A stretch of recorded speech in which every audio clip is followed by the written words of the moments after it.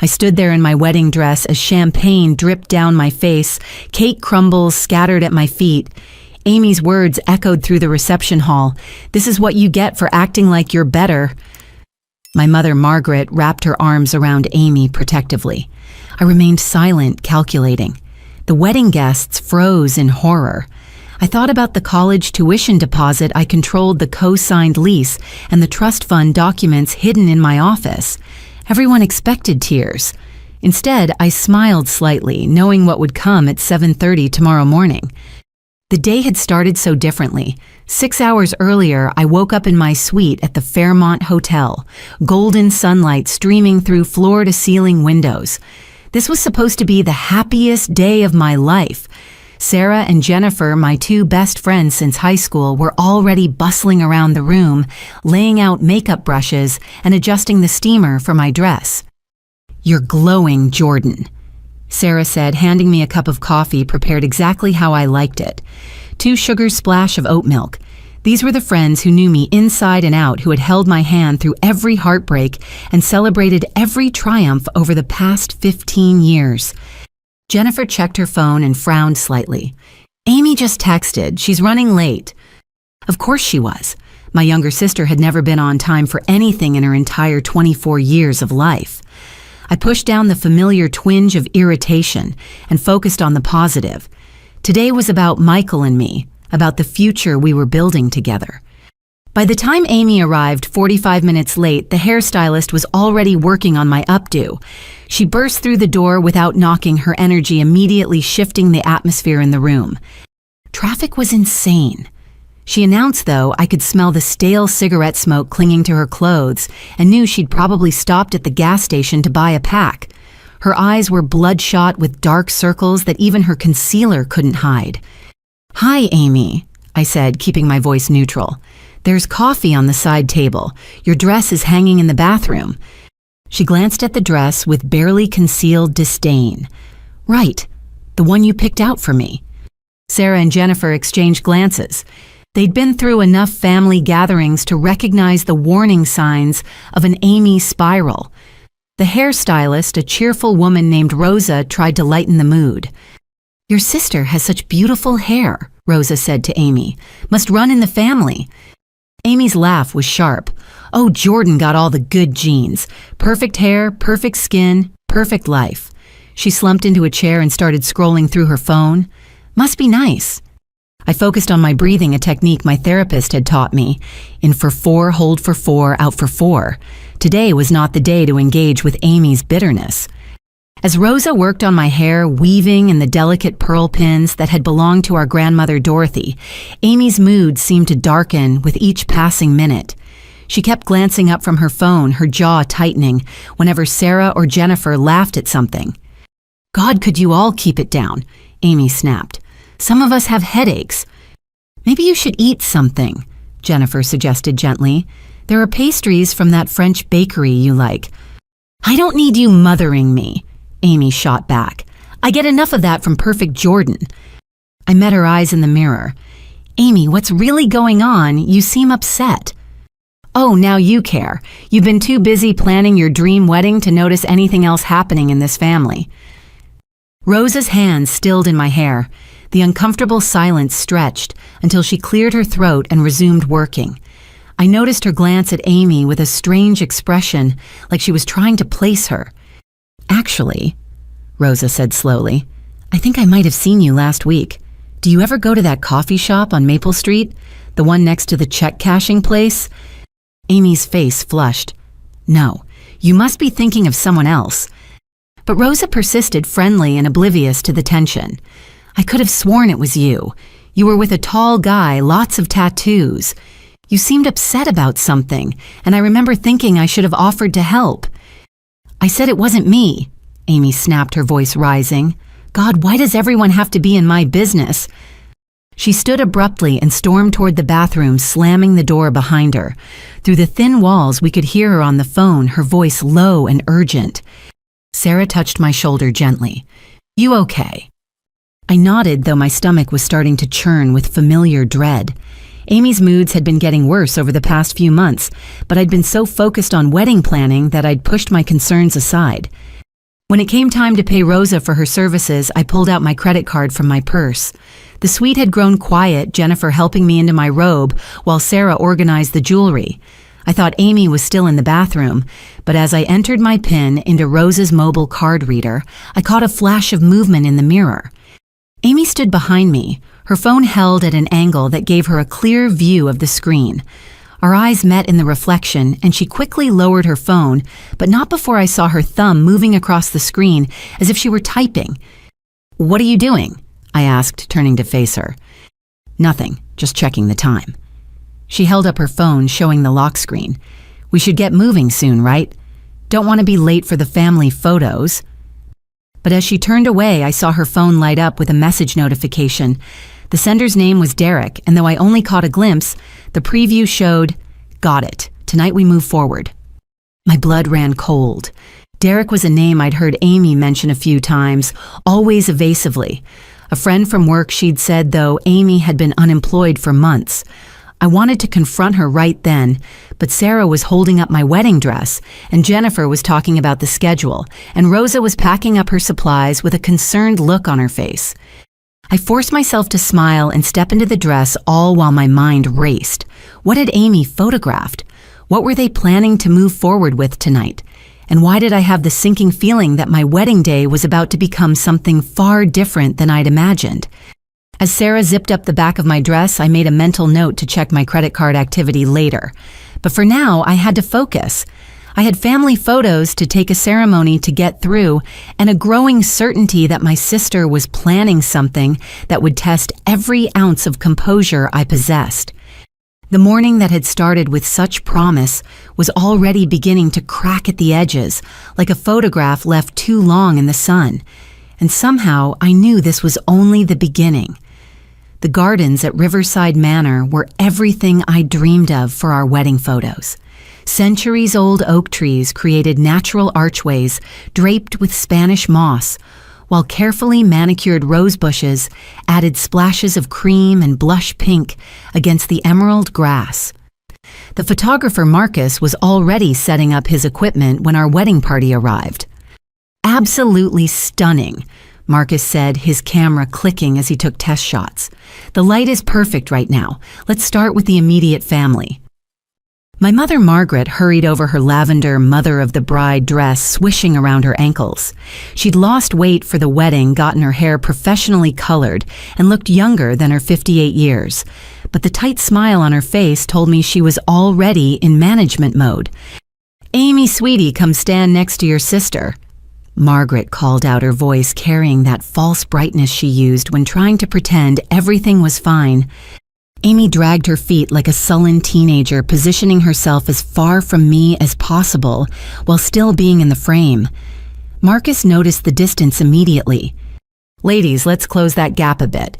This is a celebration of family." He gestured for Amy to move closer. "I'm fine where I am," Amy muttered. Margaret's smile became even more strained. "Amy, please, for your sister." "Everything's always for Jordan, isn't it?" Amy said under her breath, but she moved a half step closer. Marcus began shooting his assistant, holding a reflector to soften the shadows. Through it all, Amy's expression remained stony, her smile never reaching her eyes. "Beautiful, now let's have Mom in the middle, arms around both daughters," Marcus directed. As Margaret positioned herself between us, she whispered in that way mothers do when they're trying to fix things without anyone noticing. "Amy, honey, what's wrong? This is your sister's big day." "Nothing's wrong," Amy said through gritted teeth. "I'm smiling, aren't I?" Just then, a black Mercedes pulled up to the venue's side entrance. My father Thomas stepped out, and my stomach immediately knotted. He wasn't alone. His second wife, Bethany, emerged from the passenger side, even though I'd specifically asked him to come alone for the family photos. Bethany was 15 years younger than my mother, with bottle blonde hair and a dress that seemed more appropriate for a cocktail party than an afternoon wedding. She'd been Dad's secretary before becoming his wife, a cliché that still made Margaret's jaw clench 5 years after the divorce. "Thomas," Margaret said, her voice icy. "I see you brought company." "Bethany's family now." Dad said, though he had the grace to look uncomfortable. "She'll just wait by the car during the photos." "How considerate," Margaret replied, each word dripping with sarcasm. Marcus, sensing the tension, tried to maintain his professional cheerfulness. "Let's get a few shots with Dad and the girls. Shall we?" As we repositioned, Amy suddenly moved closer to me, but not out of affection. Her lips barely moved as she whispered, "Must be nice having Daddy pay for your perfect wedding while the rest of us struggle." "Dad offered to help with your college expenses, too," I whispered back, trying to keep my expression pleasant for the camera. "Right, with conditions, with judgment, with constant reminders of what a disappointment I am compared to his perfect firstborn." "Amy, that's not—" "Smile, Jordan," she hissed. "Wouldn't want to ruin your precious photos." Marcus continued clicking away, capturing what probably looked like tender sisterly moments, but were actually veiled threats and barely contained resentment. When he asked us to link arms, Amy gripped mine hard enough to leave marks. "Oh, this is lovely." My cousin Emma appeared with her husband Nathan, their twin boys racing ahead of them toward the garden fountain. Emma was Margaret's niece, a successful real estate agent who had a knack for being in the right place at the right time to gather family gossip. "Emma," Margaret called out, grateful for the distraction. "Come, we're doing extended family next." As the group reorganized, Emma sidled up to me. "Beautiful venue, Jordan, though I have to say I was surprised to see Amy here. After what happened last week, I thought—" My attention sharpened. "What happened last week?" Emma glanced around, then lowered her voice. "You didn't know Nathan and I saw her at the Rivers Casino. It was past midnight on a Tuesday, and she was at the high-stakes poker table. Nathan wanted to say hello, but she seemed intense. There was a man with her lots of tattoos, and they were arguing about money." "Derek," I said without thinking. "You know him?" "No, I just heard the name." Emma's expression grew concerned. "Jordan, I don't want to worry you on your wedding day, but she didn't look good. The dealer seemed to know her by name and not in a friendly way. When she saw us, she practically ran out of there." Before I could respond, Marcus called for places. The extended family photo required multiple arrangements, with Margaret insisting on specific positioning that put Amy front and center. "She looks too far to the side," Margaret fussed. "Amy should be more prominent. She's immediate family." "Mom, it's fine where she is," I said, trying to keep the frustration out of my voice. "No, it's not fine. People will think we're excluding her." Margaret physically moved Amy closer to the center, right next to me. "There, that's better. Families should be together." Thomas cleared his throat. "Speaking of family, shouldn't Bethany be in some of these shots?" The temperature seemed to drop 10 degrees. Margaret's smile became positively glacial. "I think immediate and extended family is quite sufficient," she said. "Though, if you'd like to arrange your own photo session with your new family, I'm sure Marcus has availability next week." "There's no need for that tone, Margaret." "What tone? I'm simply being practical. We wouldn't want to confuse future generations looking at these photos, wondering who belongs and who's just temporary." Amy suddenly laughed, a harsh sound that made everyone turn. "God, you're all such hypocrites, standing here pretending to be this perfect family when we can barely stand to be in the same room together." "Amy," Margaret gasped, "that's enough." "Is it? We're all thinking it. Dad's here with his midlife crisis wife, Mom's pretending she's not bitter about it, and Jordan's playing princess while the rest of us deal with real problems." "What real problems?" I asked, unable to stop myself. "Amy, if something's wrong, talk to me." She whirled on me, eyes flashing. "Oh, now you want to talk. Where were you last month when I needed help?" "Oh, right, cake tasting. Where were you when I tried to call you last week, dress fittings? Everything's always about you, Jordan. Your college graduation, your engagement, your wedding. When is it ever about anyone else?" "That's not fair," I said, my voice shaking. "I've always been there for you." Have you been there when it's convenient, when it makes you look like the good sister?" Marcus and his assistant stood frozen, cameras lowered. The extended family members shifted uncomfortably, some pretending to check their phones, while others watched with barely concealed fascination. This was prime family drama, the kind that would be dissected at holiday dinners for years to come. Margaret stepped between us, her hands fluttering like nervous birds. "Girls, please. Not here. Not now. We can discuss this later privately." "There is no later with Jordan." Amy spat. "After today, she'll be too busy with her perfect husband in her perfect house, living her perfect life to remember she has a sister." "Amy, you're being dramatic," Thomas said, finally speaking up. "Your sister has included you in everything." "Included me?"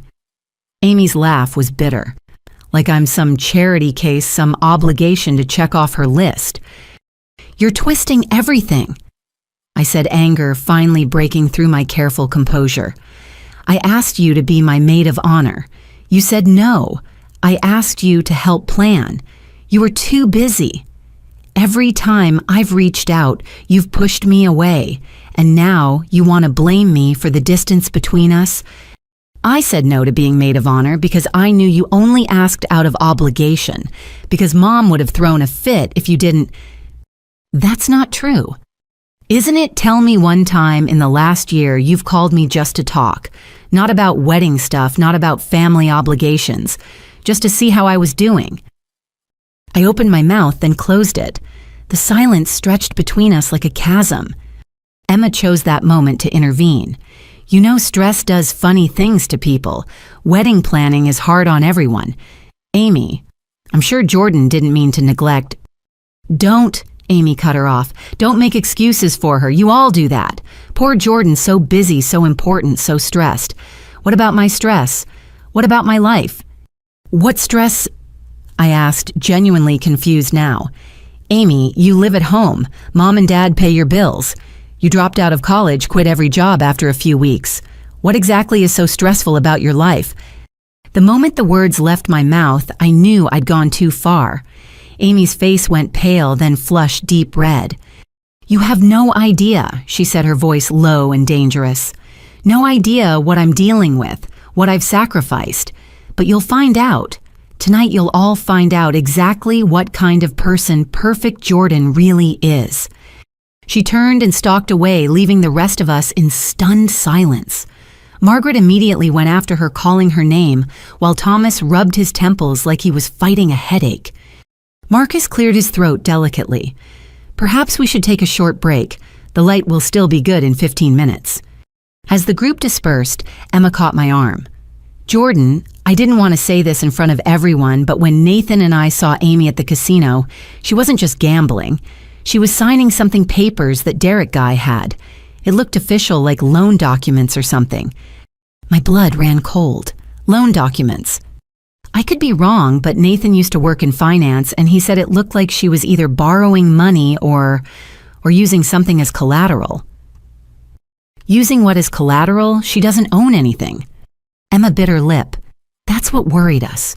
Jordan, you don't think she wouldn't use someone else's information, would she?" I thought about Amy photographing my credit card, about Derek's message, about Amy's words. "Tonight you'll all find out." "I need to make a call," I said, already reaching for my phone. "But the photos can wait 5 minutes." I hurried to a quiet corner of the garden and dialed my credit card company. As I navigated through the automated system, I watched my family scattered across the lawn. Margaret had caught up to Amy by the fountain and was gesturing animatedly while Amy stood with her arms crossed. Thomas was escorting Bethany back to the car, probably relieved to have an excuse to leave the drama. Emma was corralling her twins while shooting worried glances my way. When I finally reached a representative and asked about recent activity on my card, my worst fears were confirmed. 3 large cash advances had been attempted in the last hour, all declined because they exceeded my available credit. "Ma'am, we've put a temporary freeze on your card due to suspicious activity," the representative said. "Would you like us to issue a new card?" "Yes," I said, my mind reeling. "And please flag my account for potential fraud." As I ended the call, I saw Amy watching me from across the garden. When our eyes met, she smiled.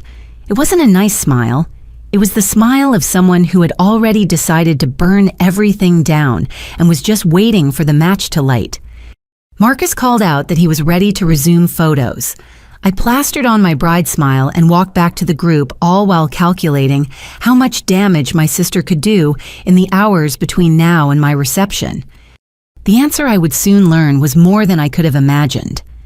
90 minutes before I was supposed to walk down the aisle, I found myself standing in the doorway of the bridal suite, frozen in disbelief. Amy had her back to me, hunched over my purse, which she dumped onto the velvet ottoman.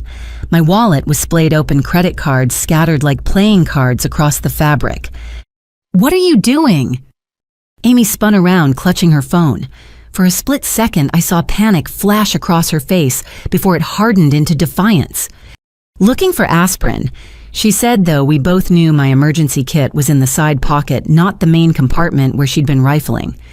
With my wallet open, with my cards out, she shrugged, that maddening gesture she'd perfected in adolescence. Things fell out when I was searching. God, Jordan paranoid much. I stepped into the room, closing the door behind me. Sarah and Jennifer were handling last-minute details with the coordinator, and I was grateful for the privacy. This confrontation had been building all day, maybe longer. "I know about the cash advances," I said quietly. 3 attempts in the last hour, all declined. Amy's face went through a series of expressions like she was trying on masks to see which one fit. Surprise, confusion, innocence, before finally settling on anger. "I don't know what you're talking about." "Stop lying to me, Amy. I saw you photographing my credit card this morning.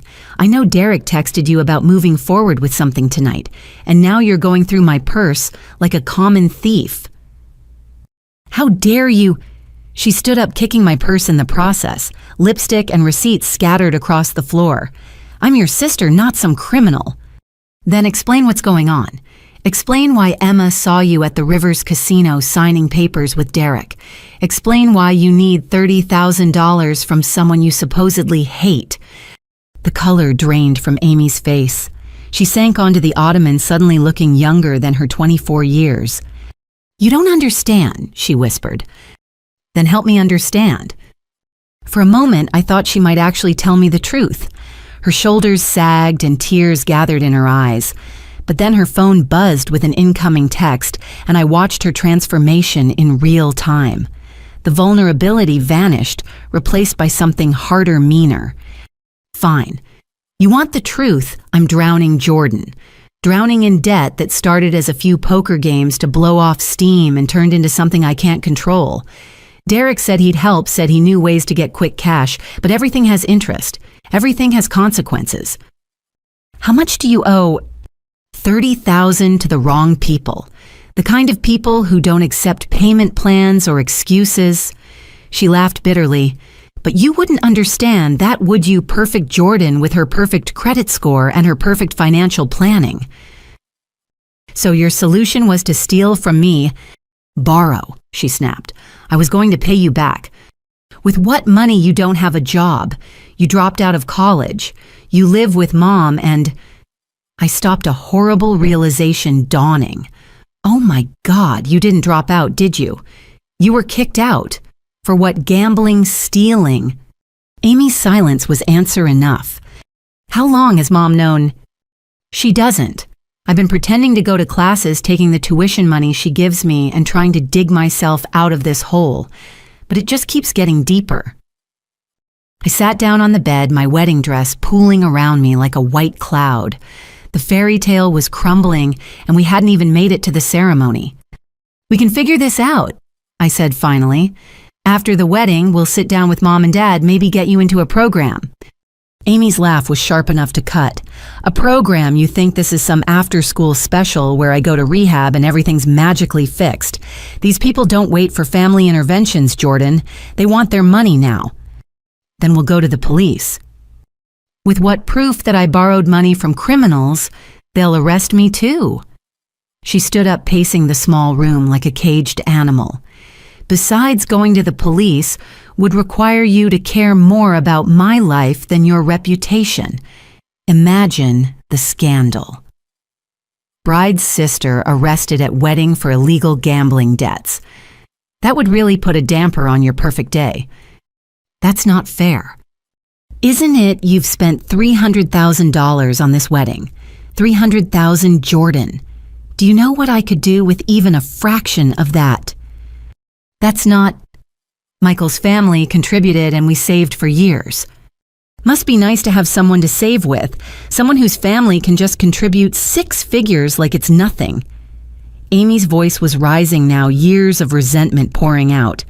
Meanwhile, I'm sleeping in my childhood bedroom, afraid to answer my phone because it might be someone threatening to break my legs. Why didn't you come to me sooner before it got this bad?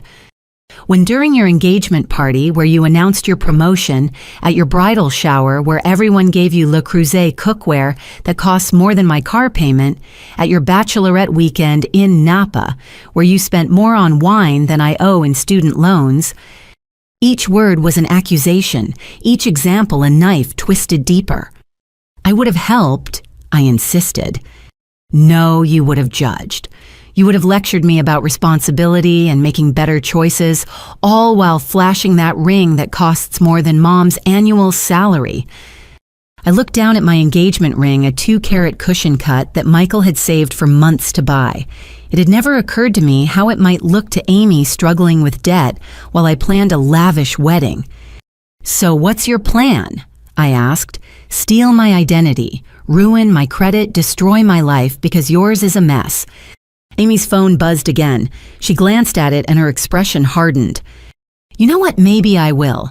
Maybe it's time you understood what it feels like to have everything fall apart, to have creditors calling to be afraid to feel like you're drowning while everyone around you is breathing just fine. Amy, you're talking crazy. This is illegal. You could go to jail. I'm already in jail, she screamed. A jail made of bad decisions and worse options. At least in actual jail, I'd get 3 meals a day and wouldn't have to watch my perfect sister live the life I'll never have. The door burst open. Margaret stood there taking in the scene, me on the bed looking stricken, Amy red-faced and shaking my belongings scattered across the floor. What is going on here? She didn't wait for an answer, immediately going to Amy. Sweetheart, what's wrong? What has Jordan done? What have I done? I couldn't believe it. Mom, she was stealing from my purse. She's been trying to use my credit cards without permission. Margaret's arm around Amy tightened protectively. There must be a misunderstanding. Amy would never... She just admitted it. I stood up, wedding dress rustling. She owes $30,000 to dangerous people. She's been lying about college, stealing your tuition money. Stop it, Margaret said sharply. Just stop. Your sister is clearly having a hard time, and instead of helping, you're making accusations. On your wedding day, Jordan. How could you... I stared at them, mother and daughter united against me, a tableau I'd seen countless times throughout my childhood. Amy could do no wrong in Margaret's eyes. Every failure was someone else's fault, every consequence too harsh for her baby girl. She photographed my credit card. She attempted fraud. These aren't accusations, Mom, they're facts. If Amy needed money, she would have asked. She wouldn't steal. Margaret's voice was firm, but I saw the flicker of doubt in her eyes. Tell her, sweetheart.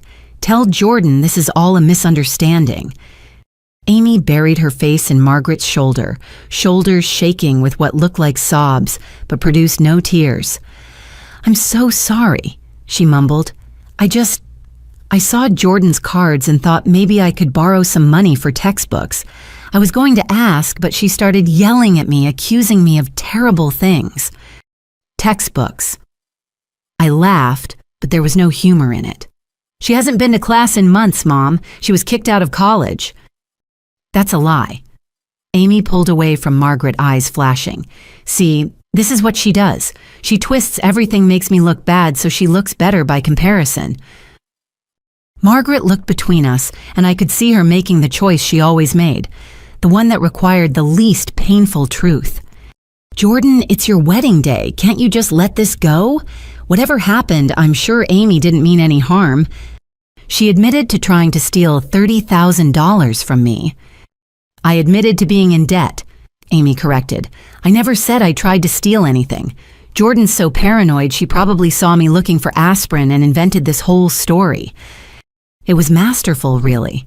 The way she could twist reality make me look like the unreasonable one. She'd had years of practice, and Margaret had been her willing audience for every performance. Check her phone, I said desperately. Check the texts from Derek. Check the photos she took of my credit card. Amy clutched her phone to her chest. This is private property. She has no right. I'm trying to protect myself from fraud. Girls, please. Margaret stepped between us. This is getting out of hand. Jordan, you need to finish getting ready. Amy, come with me. We'll give your sister some space to calm down. I don't need to calm down. I need you to acknowledge what's happening here. Amy is in serious trouble, and enabling her is only making it worse. Margaret's face hardened. I've had enough of your accusations. Your sister has struggles, yes, but that doesn't make her a criminal. You've always been jealous of the attention she needs, always resentful that everything isn't about you. Jealous. I couldn't believe what I was hearing. Mom, I'm trying to help her. By humiliating her, by accusing her of theft on what should be a happy day, that's not help, Jordan. That's cruelty. Amy pecked out from behind Margaret, and I swear I saw her smirk. She'd won this round, turned our mother against me with a few tears and well-placed lies. You know what? I said, suddenly exhausted. Fine, take her side. Believe her lies. But when the bills come due, when the police show up, when the people she owes money to come collecting, don't say, I didn't warn you. So dramatic, Amy muttered. Always has to be the victim. I looked at her. Really looked at her. Beneath the defiance and manipulation, I saw something else. Fear. Real bone-deep terror that she was trying to hide behind bravado and blame. Amy. I said quietly, it's not too late. We can still fix this, but you have to be honest. You have to stop the games and tell us what's really going on. For a heartbeat, I thought I'd reached her. Her mask slipped, and the scared little girl I used to protect from nightmares peeked through. Then her phone rang. Derek's name flashed on the screen. She answered it, turning away from us. Yeah, no, it didn't work. She knows. A pause. Tonight, at the reception. Plan B. My blood ran cold. What's Plan B? Amy ended the call and looked at me with eyes that held no warmth, no recognition of sisterhood or shared history. You'll find out, she said. Everyone will know exactly what kind of person you are by the end of the night. The bride who had everything and wouldn't share a penny to save her sister's life. Amy. Margaret gasped, finally hearing the venom in her daughter's voice. But Amy was already heading for the door. I need to get ready. Wouldn't want to ruin Jordan's perfect pictures by looking stressed. She paused in the doorway, looking back at me. Enjoy your ceremony, sister. It'll be the last thing you enjoy for a long time. She left, and Margaret hurried after her, leaving me alone in a room that suddenly felt too quiet. My purse contents were still scattered on the floor, credit cards gleaming like accusations in the afternoon light. I bent down to gather them, hands shaking as I checked each one. All there, but it didn't matter. Amy had what she needed. Photos, numbers, security codes she'd probably memorized, while I trustingly left my purse around the house we'd grown up in. Sarah appeared in the doorway, radiant in her bridesmaid dress. Jordan. The photographer wants to know if... Oh, honey, what's wrong? I stood up, clutching my violated wallet, and made a decision. I need you to do something for me. Quietly, without anyone knowing. Anything. Call Patricia Chen. She's at table 12. Tell her I need to see her privately before the ceremony. The lawyer, Jordan, what's going on? I looked at my reflection in the mirror. Bride hair, bride makeup, bride dress. But underneath it all, I was just a woman who'd finally realized that love without boundaries wasn't love at all. It was enabling, and I was done being an enabler. I'm protecting myself, I said, and possibly saving my sister from herself, even if she hates me for it. Sarah squeezed my hand. Whatever you need. Patricia will be here in 5 minutes. As she left to find my attorney friend, I began putting my credit cards back in my wallet, each one a reminder of how much I had to lose and how far Amy was willing to go to take it from me. The countdown to my ceremony continued, but I was no longer counting minutes until I said, "I do." I was counting steps in a chess game where my opponent had already shown she was willing to flip the board rather than lose. 83 minutes until I walked down the aisle. More than enough time to protect what was mine and plan for whatever plan B Amy had in store. The bride was done being a victim. It was time to be strategic. The string quartet began the opening notes of Canon in D, and 800 guests rose to their feet. Through the sheer curtains separating me from the main ceremony space, I could see Michael waiting at the altar, his face glowing with anticipation. This should have been the happiest moment of my life. Instead, I stood frozen, Patricia Chen's whispered legal advice still echoing in my ears. "Jordan, breathe," Sarah murmured beside me, adjusting my veil one final time. "You've done what you can. Now it's time to marry the man you love." She was right. In the past 45 minutes, I'd filed fraud alerts with all 3 credit bureaus, initiated a trace on the attempted cash advances, and gave Patricia power of attorney to act on my behalf if anything happened during the reception. It was the best I could do without missing my own wedding. "Ready, princess?" My father appeared at my elbow, looking distinguished in his tuxedo despite the stress lines around his eyes. "As ready as I'll ever be." The curtains parted, revealing the transformed ballroom. Thousands of white roses lined the aisle, their perfume mixing with the soft glow of candlelight. Every detail I'd spent months planning was perfect, except for Amy. She stood with the other bridesmaids, swaying slightly. Jennifer had texted me that Amy had been drinking champagne in the bridal suite for her nerves. Her smile was too bright, her eyes too glassy, and she was holding her phone in her bouquet hand, partially hidden by the peonies. As Dad and I began our walk, I kept my eyes fixed on Michael. His smile was my anchor, reminding me why we were here. His parents, Robert and Helen, beamed from the front row. His sister, Michelle, dabbed at her eyes with a handkerchief. This was my real family, I told myself, the one I was choosing. We were halfway down the aisle when I heard the unmistakable sound of a phone camera clicking. Amy was recording her phone, now barely concealed, as she captured every step I took. My smile never wavered, but I made a mental note. Whatever plan B was, she was documenting it. "Who gives this woman to be married?" Reverend Williams asked when we reached the altar. "Her mother and I do," Dad said, his voice thick with emotion. He kissed my cheek, whispered, "I'm proud of you, sweetheart," and took his seat next to Bethany. Margaret sat in the front row across the aisle, and I noticed she kept glancing back at Amy with worried eyes. Good. Maybe she was finally seeing what I'd been trying to tell her. Michael took my hands, his touch grounding me in the present moment. "You look absolutely stunning," he whispered. "Dearly beloved." Reverend Williams began, his voice carrying across the hushed room. "We are gathered here today to witness the union of Jordan Marie Anderson and Michael James Fletcher." As he spoke about love and commitment, I snuck glances at Amy. She was typing on her phone now, not even pretending to pay attention to the ceremony. Jennifer tried to nudge her, but Amy just shifted away. "Marriage is a sacred bond." Reverend Williams continued, "built on trust, honesty, and mutual respect. It requires us to put another's needs alongside our own, to choose love even when it's difficult to stand together against whatever storms may come." I heard a small snort from the bridesmaid section. Amy had her phone raised again, and I realized with dawning horror that she was live streaming. I could see the Instagram interface, the hearts floating up the screen as viewers reacted in real time. Michael squeezed my hands, drawing my attention back to him. His brown eyes were full of understanding. He'd noticed too, but he was silently telling me to stay focused on us. "Michael and Jordan have written their own vows," Reverend Williams announced. "Michael, would you like to begin?" Michael pulled a folded paper from his pocket, his hands steady despite the emotion in his voice. Jordan, from the moment you walked into that coffee shop 5 years ago, arguing on the phone with a client about contract terms, I knew you were someone special. Your passion, your integrity, your fierce loyalty to the people you love all drew me in.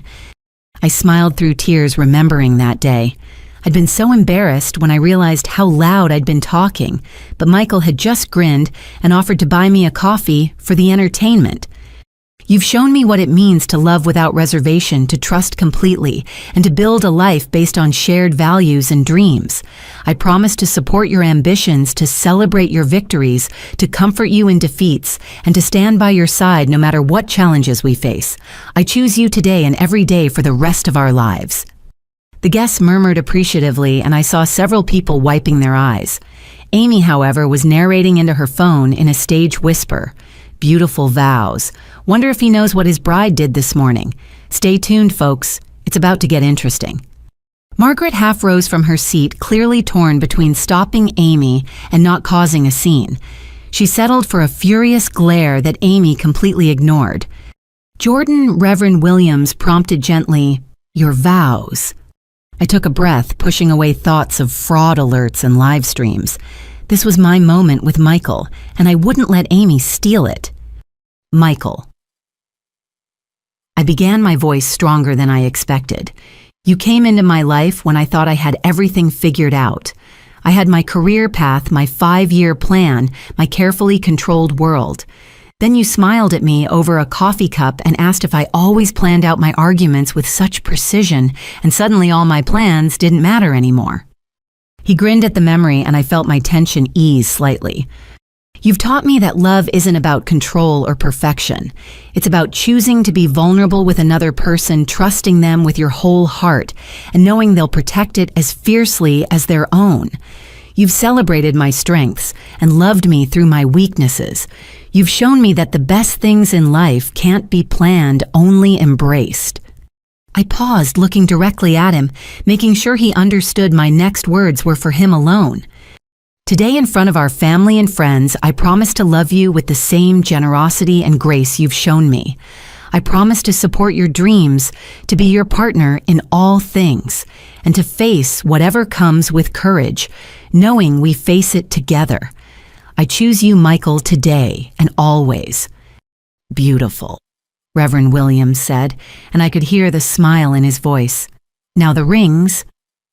Michael's nephew Tommy stepped forward with the ring pillow adorable in his miniature tuxedo. As Michael slipped the platinum band onto my finger, I noticed Amy had moved. She was angling for a better shot, practically stepping out of the bridesmaid line. With this ring, Michael said, "I thee wed." My hands trembled slightly as I placed his ring, but my voice was steady. With this ring, I thee wed. Now for the unity candle, Reverend Williams announced.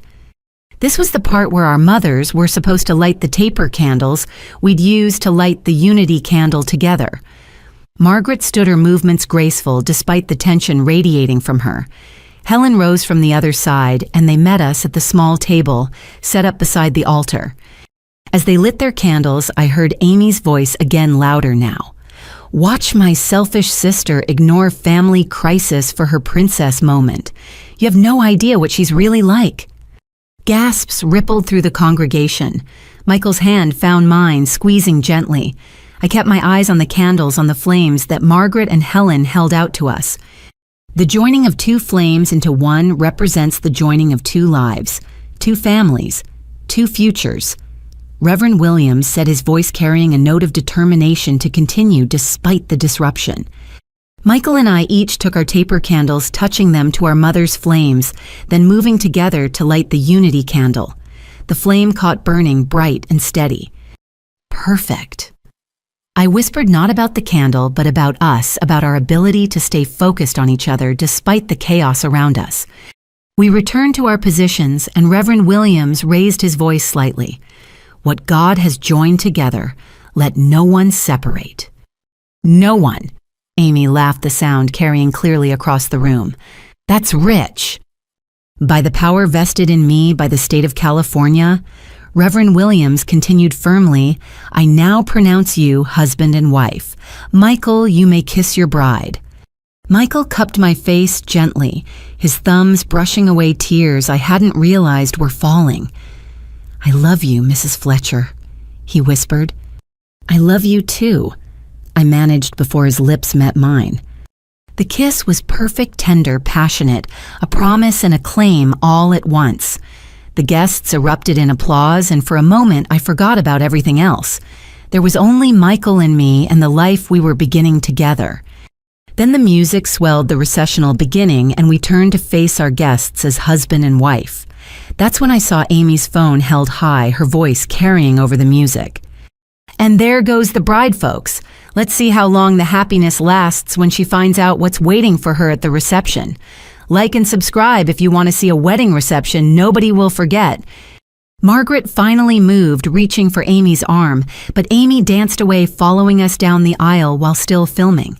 The guests looked confused, some amused, others concerned. I saw Patricia Chen in her seat phone already out, probably screenshotting Amy's live stream for evidence. Michael and I maintained our smiles, waving to guests, playing the part of happy newlyweds, even as Amy's commentary followed us. "Look at that dress, $50,000, while her sister can't afford groceries. But karma's coming, friends. Stay tuned for the reception. You won't want to miss what happens when the cake comes out." We made it to the curtained exit, and suddenly we were in the relative quiet of the hallway. Sarah and Jennifer rushed to us both, talking at once. "I'm so sorry, we tried to get her phone." "She's completely drunk, Jordan. We should call security." "Stop," I said, holding up my hand. "It's done. We're married. That's what matters." Michael pulled me against him, and I felt his chest rumble with laughter. Well, that was certainly memorable. Despite everything, I found myself laughing too. Not quite the ceremony I planned. "Mrs. Fletcher," he said, tilting my chin up, "I would marry you in a hurricane with your sister live streaming and a mariachi band playing death metal if it meant I got to call you my wife."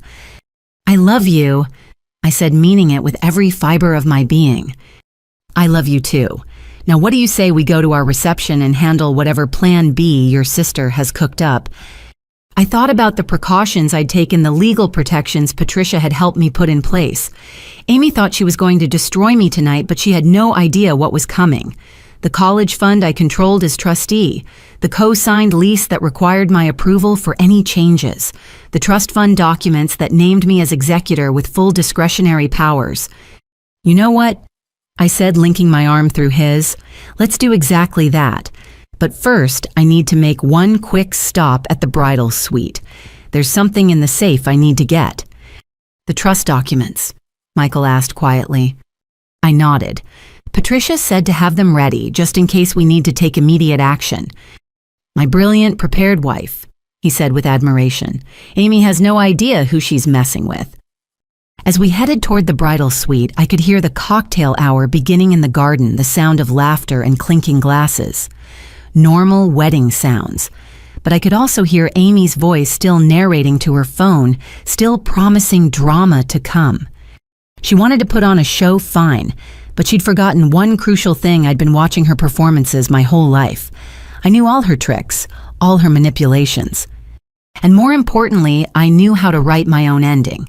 The grand ballroom had been transformed into something out of a fairy tale. Crystal chandeliers cast warm light over tables draped in ivory silk centerpieces of white orchids, and roses perfumed the air, and the band played soft jazz as 200 of our closest friends and family found their seats. It should have been perfect. Instead, I felt like I was walking into an ambush. "Ladies and gentlemen," the band leader announced, "please welcome for the first time as husband and wife, Mr. and Mrs. Michael Fletcher." The room erupted in applause as Michael and I entered. I'd changed into my reception dress during cocktail hour, a sleeker design that allowed me to move freely.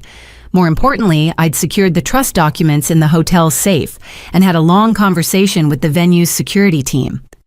They were now aware of Amy's condition and had been instructed to monitor her closely. We glided onto the dance floor for our first dance. Michael pulled me close as At Last by Etta James began to play. For 3 minutes and 20 seconds, I let myself forget everything except the feeling of my husband's arms around me.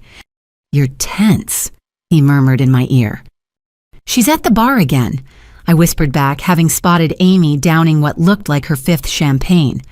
"Derek's with her now." Michael spun me gracefully, using the movement to glance in their direction. "Security." "Watching. Patricia has everything ready if we need it." "Then dance with me, wife. Whatever happens, we'll handle it together." I melted into him, letting the music wash over us. Our guests swayed along, many filming with their phones, capturing what appeared to be a magical moment. None of them knew about the documents in the safe or the security guards stationed discreetly around the room. The song ended and we took our seats at the head table as the salad course was served.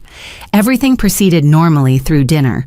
Speeches began with Michael's best man, his brother David, who told charming stories about Michael's failed attempts at cooking when they were roommates. I knew Jordan was the one. David concluded, when she not only ate his infamous experimental pasta, but asked for seconds. That's true love, folks. The room laughed warmly. My maid of honor, Sarah, was next, talking about our friendship since freshman year of college and how she'd known Michael was special from the first time she saw us together. "Jordan has always been the friend we all turn to in crisis," Sarah said, her voice carrying clearly through the microphone. "She's the one with the plan, the solution, the shoulder to cry on. Michael, you're getting not just a wife, but a partner who will move mountains for the people she loves. Treasure her." I squeezed Michael's hand under the table, touched by Sarah's words. Then I saw Amy approaching the microphone and my heart sank. This wasn't part of the schedule. She wasn't supposed to give a speech. "Excuse me," Amy said, tapping the mic. Her words were slightly slurred but still comprehensible. "I know I'm not on the program, but as the bride's only sister, I have some things to say." The room quieted, guests settling back with polite interest. Margaret half rose from her seat at the family table, but Dad pulled her back down. I saw Patricia discreetly move closer to the stage, her phone ready. "Jordan." Amy began turning to face me. Her smile was sharp as broken glass. "My big sister, everyone here probably thinks you're perfect. The perfect bride, the perfect daughter, the perfect everything." Nervous laughter rippled through the room. Michael's hand tightened on mine. "You all see the successful lawyer, the devoted friend, the loving daughter. But family knows things others don't. Family sees behind the mask." "Amy," I said quietly, though the microphone picked it up, "please don't do this." "Don't do what? Tell the truth, share some sisterly memories on your special day." She turned back to the crowd. "Let me tell you about the real Jordan Anderson. Sorry, Fletcher now, though that name change won't hide who you really are." The room had gone completely silent. Even the wait staff had frozen trays balanced in their hands. Growing up, Jordan was the golden child. Straight A's, full scholarship to Berkeley Law Review at Stanford. Our parents' pride and joy. Meanwhile, I was just Amy, struggling Amy, disappointing Amy, never quite measuring up to perfect Jordan. "That's not," I started, but she cut me off. "Not true. Really remember when I got rejected from Berkeley. What did you say? Maybe if you'd studied harder instead of partying. Remember when I lost my job at the restaurant? Maybe if you showed up on time, always so helpful with your criticism disguised as advice." Margaret was crying now, mascara running down her cheeks. The wedding photographer had stopped taking pictures, lowering his camera with an uncomfortable expression. "But the worst part," Amy continued, her voice rising, "is how you pretend to care. How you offer help with strings attached, judgment included, free of charge. Like when you said you'd co-sign my lease, then lectured me for an hour about financial responsibility. Or when you promised to help with college applications, then rewrote all my essays because they weren't good enough." "I was trying to help you succeed," I said, unable to stay silent any longer. "No, you were trying to make me into you. But newsflash, sister, not everyone wants to be perfect.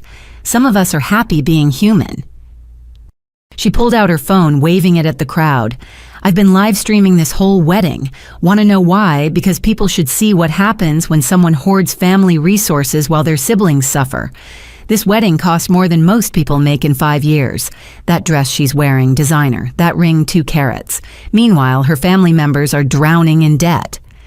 Amy, stop, Dad called out. This isn't the place. When is the place, Dad?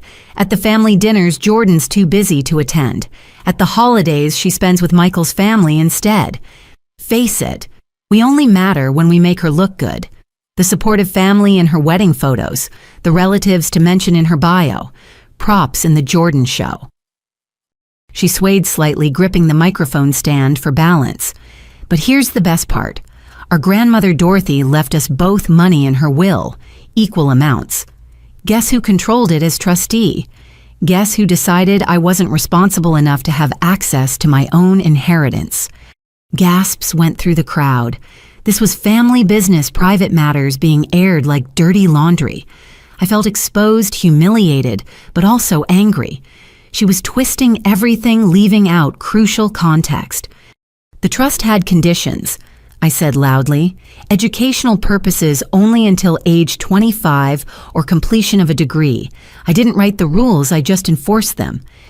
Enforce them, Amy repeated mockingly, like a prison guard, like a dictator, never once considering that maybe I needed that money for other things, important things, life-saving things.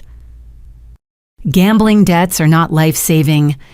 The words escaped before I could stop them. The room collectively inhaled. Amy's face went red, then white. There it is, she said softly, but the microphone carried every word. Perfect Jordan sitting in judgment. Yes, I have gambling debts. Yes, I made mistakes. But you know what? At least I admit my flaws. I don't pretend to be something I'm not. She turned to address Michael. Good luck, brother-in-law. Hope you know what you signed up for. A wife who will control every penny, judge every decision, and always know better than you. That's enough. Michael stood up. Amy, you're drunk and upset. Let's get you some water and... Don't patronize me, Amy shouted. You're just like her. Perfect Michael with his perfect job and his perfect family. You two deserve each other. She stumbled off the small stage, but instead of returning to her seat, she headed for the wedding cake.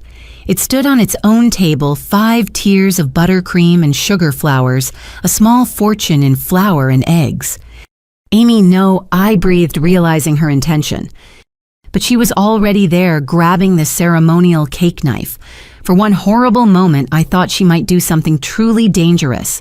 Instead, she hacked at the bottom tier, sending chunks of cake flying. This is what I think of your perfect wedding, she screamed, attacking the cake with renewed vigor. Your perfect life built on other people's misery. Security finally moved in, but Amy grabbed a champagne bottle from a nearby table and smashed it against the cake table. Champagne exploded everywhere, drenching the cake, the tablecloth, and several unfortunate guests sitting nearby. Amy, please. Margaret had reached her now, trying to pull her away. Sweetheart, stop this. But Amy was beyond reason. She grabbed handfuls of destroyed cake and threw them randomly. One hit Bethany square in the chest, leaving a streak of buttercream down her coral dress. Another splattered across the gift table. Then she turned to me, her hands full of cake and icing, her face twisted with years of resentment and pain. This is what you get for acting like you're better, she shouted and hurled the mess directly at me. Time seemed to slow. I saw the cake coming, but didn't move, didn't flinch. It hit me full in the face and chest, chocolate and vanilla mixing with champagne in a disgusting slurry that dripped onto my reception dress. The room exploded in chaos. Guests gasped and exclaimed. Someone screamed. Camera phones appeared everywhere, documenting my humiliation. But Margaret's reaction was the worst. She pulled Amy into her arms, cake and all stroking her hair. Shh, baby, it's okay. She just needs to let it out. You've been holding in so much pain. I stood there covered in my own wedding cake, watching my mother comfort my attacker. Michael was beside me immediately with napkins trying to clean the worst of it, but I barely noticed. All I could see was Margaret choosing Amy again, excusing her again, enabling her again. Let it out, I said, my voice deadly quiet. She just destroyed my wedding and you think she needs to let it out? Margaret looked at me over Amy's head, and for the first time in my life, I saw something like disappointment in her eyes. Disappointment in me. "She's your sister," she said. "She's hurting. Where's your compassion?" "Where's her accountability?" I shot back. Security had formed a circle around us, unsure whether to intervene in what was clearly a family matter. The venue coordinator looked like she might faint. Patricia was documenting everything on her phone while simultaneously typing on a second device. Derek appeared from nowhere, wrapping his tattooed arm around Amy's shoulders. "Come on, babe, you made your point. Let's get out of here." "Not yet," Amy said, pulling away from both him and Margaret. She faced me one more time, her makeup smeared her bridesmaid dress, stained with cake and champagne. "You want to know Plan B, Jordan? Check your credit report tomorrow, check your bank accounts, check your professional reputation. You took everything from me, so I'm returning the favor." "Security," I said calmly. "Please escort Miss Anderson and her friend from the premises." "You're throwing me out," Amy laughed hysterically. "From your own sister's wedding." "You're no sister of mine," I said, the words falling like stones between us. "Not anymore." The security guards moved in professional but firm. Amy didn't resist, seemingly satisfied with the destruction she'd wrought. As they led her toward the exit, she called out one more time, "Enjoy your perfect life, Jordan. Hope it was worth losing your family for—" The ballroom doors closed behind them with a decisive click. In the silence that followed, I surveyed the damage. The cake was destroyed. Several guests were covered in debris. The gift table was soaked with champagne. My reception dress was ruined. But I was still standing, still married, still surrounded by people who loved me without conditions or manipulation. "Ladies and gentlemen," Michael said, taking the microphone with remarkable composure, "we apologize for that unexpected entertainment. If everyone could give us just a few minutes to clean up, we'll continue with the celebration. After all, it wouldn't be a Fletcher family event without at least one dramatic story for the grandkids, right?" Nervous laughter filled the room. People began moving, staff rushed to clean up, and somehow impossibly life went forward. Helen, Michael's mother, approached with a tablecloth she'd commandeered. "Come on, dear, let's get you cleaned up. I have a feeling you planned for contingencies, didn't you?" I nodded, grateful for her practical kindness. "I have another dress in the bridal suite." "Of course you do." She smiled warmly. "That's why you're perfect for our Michael. You think ahead." As she led me away, I caught sight of Margaret still standing where Amy had left her, looking lost and older than her years. Our eyes met across the room, and I saw the moment she realized she'd chosen wrong. But it was too late. Some bridges, once burned, couldn't be rebuilt with tears and apologies.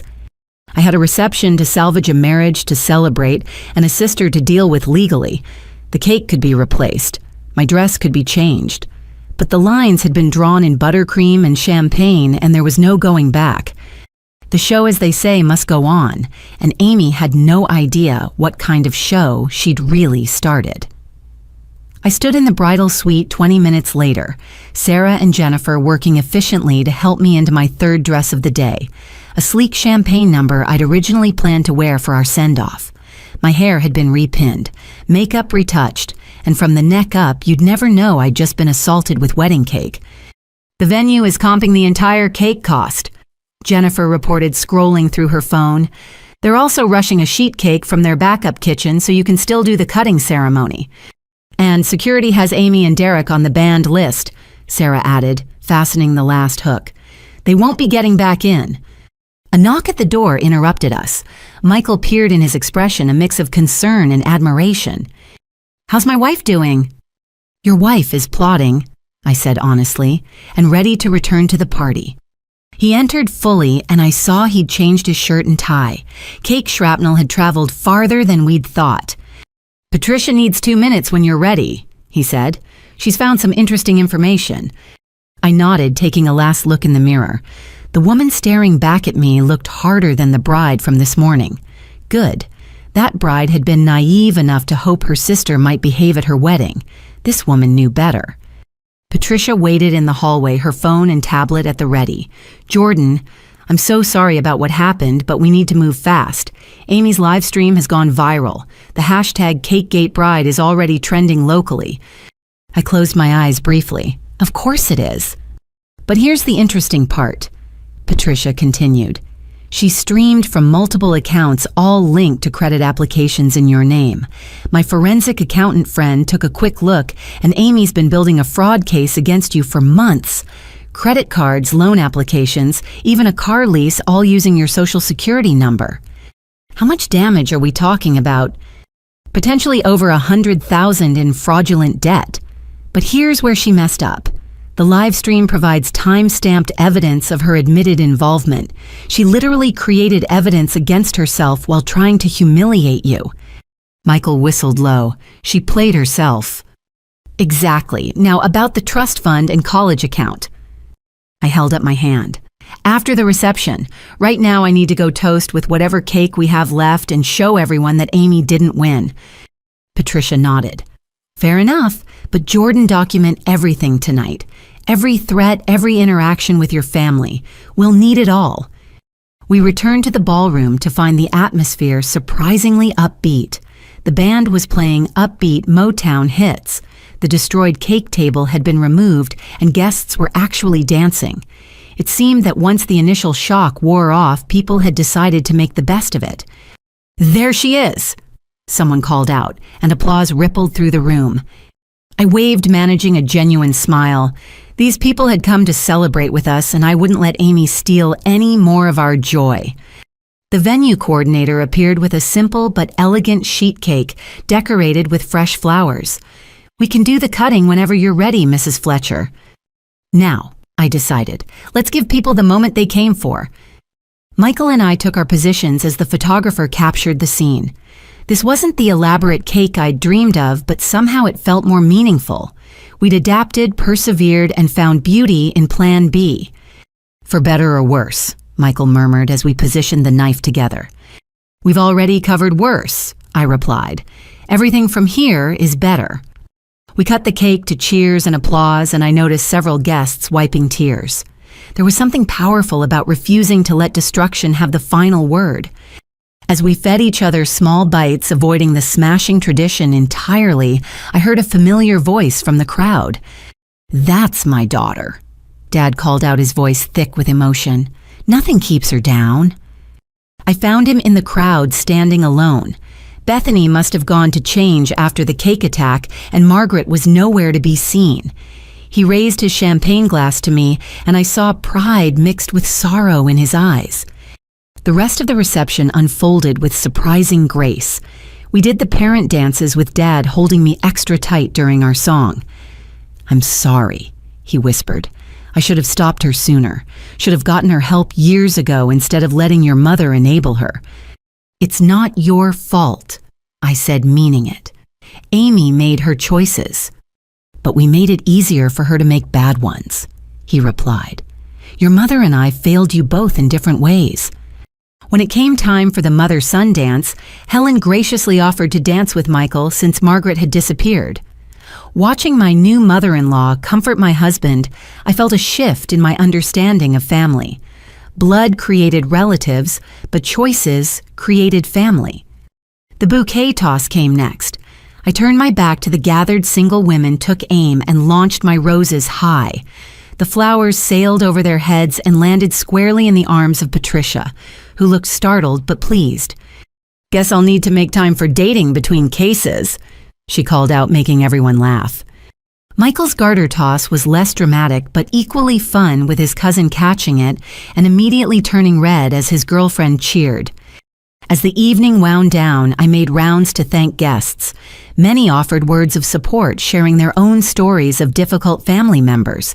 My great-aunt Eleanor, 93, and sharp as ever, pulled me aside. I cut my brother out 40 years ago, she said bluntly. Best decision I ever made. Family isn't a license to abuse. Remember that. Table by table, I discovered that Amy's performance had actually bonded our guests in unexpected ways. They were protective of us, indignant on our behalf, and determined to give us happy memories to override the disaster. Around 11, as the band played slower songs and older guests began departing the venue, coordinator approached with an envelope. "This was left at the front desk for you," she said. "Security checked it, just papers inside." I recognized Amy's handwriting on the front, "For the bride who has everything." Michael and I found a quiet corner to open it. Inside were printouts of credit applications, loan documents, and bank statements, all in my name, none of which I'd authorized.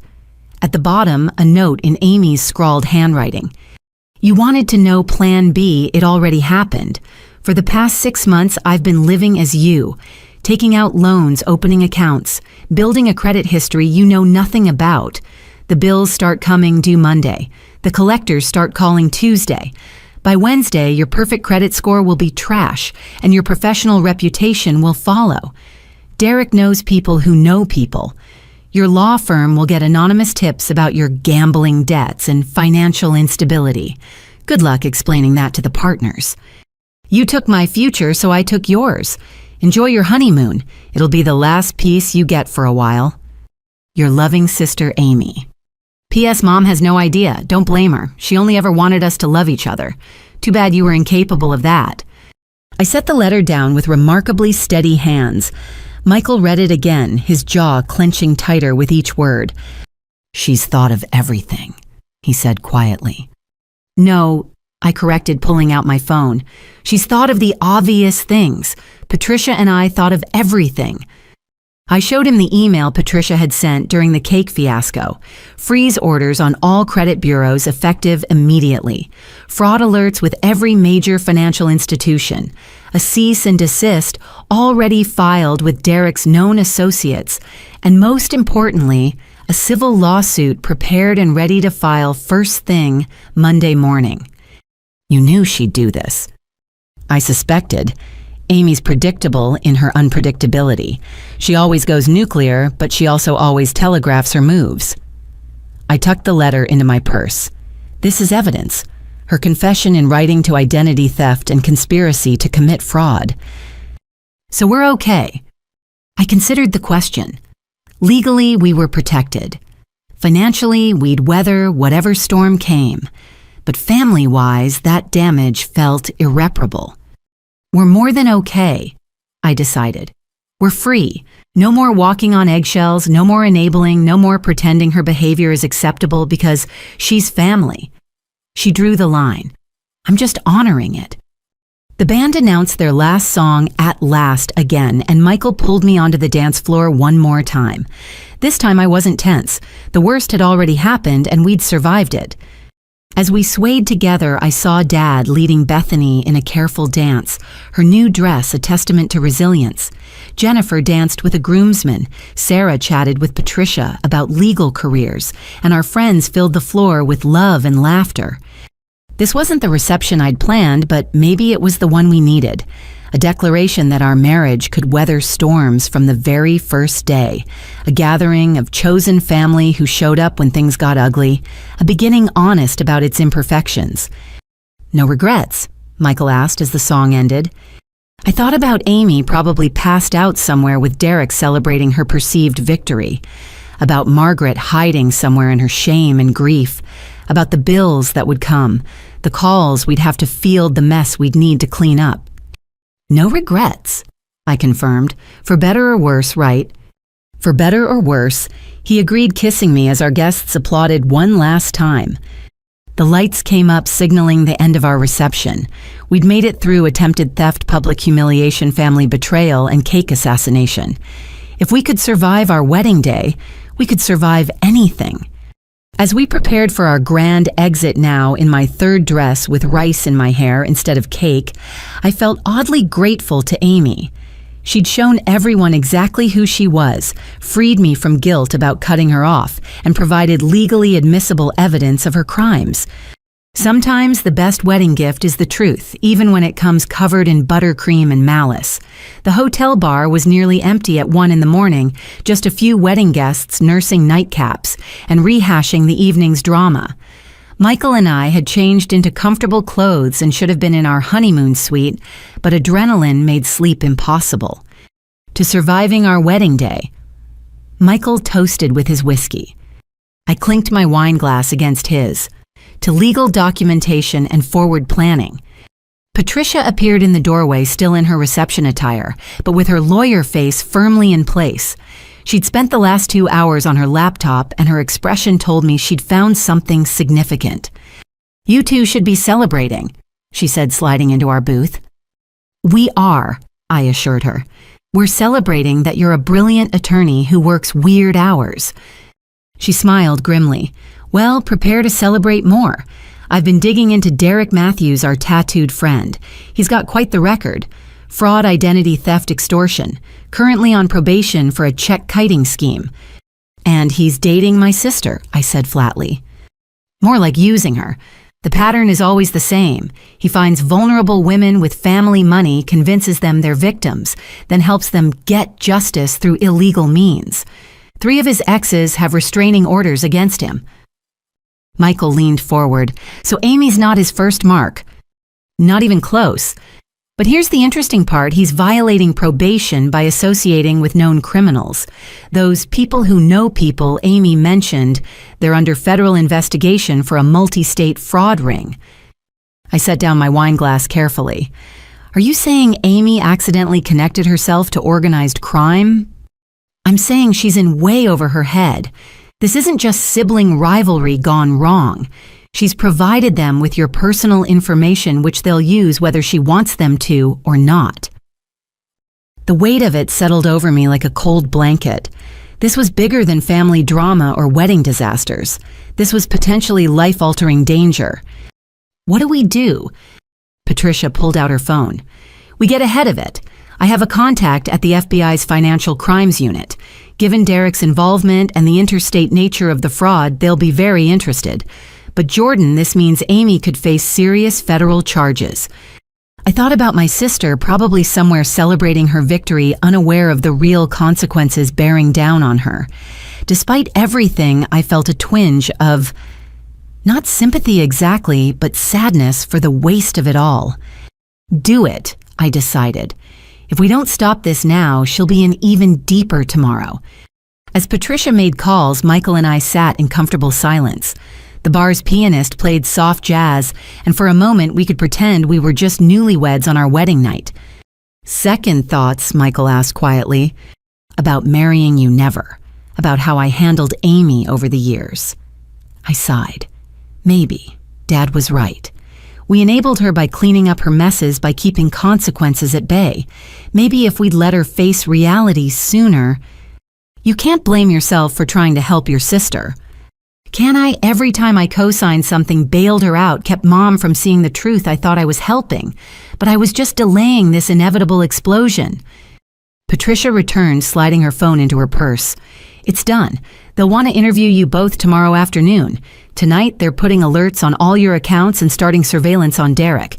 If he tries to use your information, they'll know immediately." "What about Amy?" "That depends on how cooperative she is. If she testifies against Derek and the ring provides evidence, she might avoid jail time. If she doubles down and protects him..." Patricia shrugged eloquently. Just then my phone buzzed with a text from an unknown number. The message was a photo Amy and Derek at what looked like a motel champagne bottles, evident her still in her ruined bridesmaid dress. The caption read, "Thanks for the wedding cash. D." "He's taunting us," Michael said, reading over my shoulder. "No," Patricia corrected, studying the image. "He's creating evidence. Look at the background. That's the Starlight Motel on Highway 99. Known drug den. He's setting her up to take the fall if things go south." My phone rang. Dad's name on the screen at 1:30 a.m. couldn't mean anything good. "Jordan, thank God," he said when I answered. "Your mother's having a breakdown. She's at the house and Amy's missing. She won't stop crying, keeps saying she failed you both. I don't know what to do." I closed my eyes, exhaustion finally hitting. This was supposed to be my wedding night. Instead, I was managing federal investigations and family crises. "I'll come by in the morning," I promised. Could you come now? I know it's your wedding night, but she's asking for you. She wants to apologize." Michael took my hand, squeezing gently. "Whatever you need," he whispered. But I surprised myself by saying, "No, Dad, I can't come now. It's my wedding night, and I've already spent too much of it cleaning up Amy's mess. Mom made her choice at the reception when she comforted Amy instead of acknowledging what she'd done. She can live with that choice until tomorrow. Silence on the other end, then a quiet, "I understand. And Jordan, I'm proud of you. For everything. For how you handled today, for finally setting boundaries. You deserved better from all of us." After I hung up, Patricia gathered her things. "Get some rest, you two. Tomorrow's going to be intense. The feds will want everything, documents, recordings, the live stream footage. It's going to be a long day." "Patricia," I called as she reached the door. "Thank you for everything. Send me your bill." "Absolutely not." She turned back with a smile.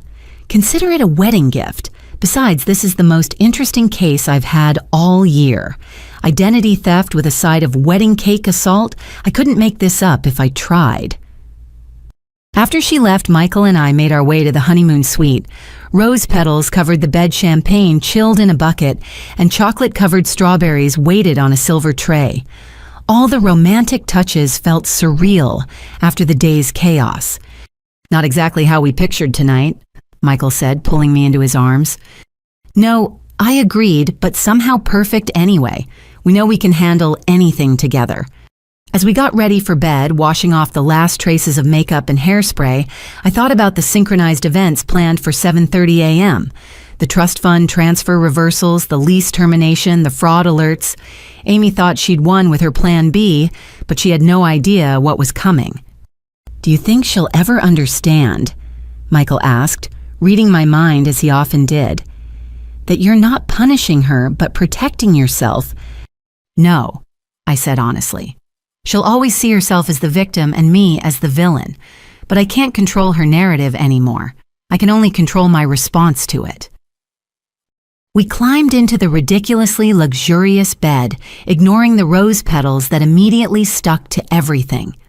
Somewhere in the city, Amy was celebrating her perceived victory with a criminal who saw her as expendable. Somewhere else, my mother was crying over the daughters she'd lost through her own choices. And here I was, married to a man who stood by me through cake attacks and federal investigations. "I love you, Mrs. Fletcher," Michael murmured against my hair. "I love you too, Mr. Fletcher. Thank you for not running when my family turned out to be insane." His laugh rumbled through his chest. "Are you kidding? My family's already planning to dine out on this story for years. My uncle posted about it, calling it better than reality TV." Despite everything, I found myself laughing too, because what else could you do when your wedding turned into a crime scene and your honeymoon suite became a war room? "Think we'll ever have a normal family gathering?" I asked. "God, I hope not," Michael said. "Normal is overrated. Besides, we're Fletchers now. We handle the chaos and come out stronger." As sleep finally pulled me under, I set my phone alarm for 7 a.m. Patricia would handle the legal aspects, the FBI would handle the criminal elements, but the family portion was mine alone to manage. In 5.5 hours, Amy would learn that actions had consequences. The trust fund she'd mentioned so bitterly would revert to my sole control. The lease she needed would be terminated. The financial safety nets she'd taken for granted would be cut. It wasn't cruel. It was necessary. Sometimes love meant letting someone hit rock bottom so they could finally choose to climb up. And if she chose to dig deeper instead, well, that was a choice too. But tonight, on what remained of my wedding night, I chose to focus on the man beside me, the friends who'd supported us, and the future we were building together. Amy had tried to destroy our beginning, but instead, she'd only made it stronger. Tomorrow would bring FBI interviews, family confrontations, and financial cleanups. But tonight I was just a bride who'd survived her wedding day lying next to a groom who'd proven he could weather any storm. And despite the cake in my hair and the chaos in my family, I'd never been happier. 4:17 a.m. I gave up pretending to sleep and slipped out of bed, careful not to wake Michael. The honeymoon suite's floor-to-ceiling windows offered a view of the city lights, and I stood there in the hotel robe planning the synchronized demolition of my sister's safety nets. My laptop sat on the desk where I'd left it, and I powered it up quietly. Patricia had sent several emails overnight. The FBI wanted to meet at 2 p.m. Local police were investigating the motel where Derek and Amy were staying. 3 major credit card companies had confirmed fraudulent applications. But it was the last email that made my stomach drop. A forward from Patricia's forensic accountant friend found another dozen accounts, total exposure approaching $250,000. This is professional level identity theft. $250,000. $250,000 in fraudulent debt that Amy and Derek had tried to saddle me with. The number was so staggering I had to read it 3 times. I opened my banking app, grateful for the paranoia that had made me use different passwords for everything. All my actual accounts were intact, protected by 2-factor authentication Amy couldn't bypass. But the relief was temporary. If even one of those fraudulent accounts had gone through... "Can't sleep," Michael's voice came from behind me. "Sorry, didn't mean to wake you." He wrapped his arms around me from behind, reading the screen over my shoulder. When he saw the number, he whistled low. They really went all in, didn't they? Derek's a professional. Amy just thought she was using him, but he was using her the whole time. I leaned back against his chest. She gave him everything he needed to destroy me, and he would have, with or without her permission. "What time do the transfers reverse?" 7:30. I've got everything queued up. I showed him the scheduled transactions. Trust fund reversion, lease termination, college fund freeze. All legal, all within my rights as trustee and co-signer. "You're not having second thoughts?" "No, but I am documenting everything." I gestured to the notebook where I'd been writing timestamps and events. Every decision, every action, every reason. So when this eventually goes to court, no one can say I acted impulsively or vindictively.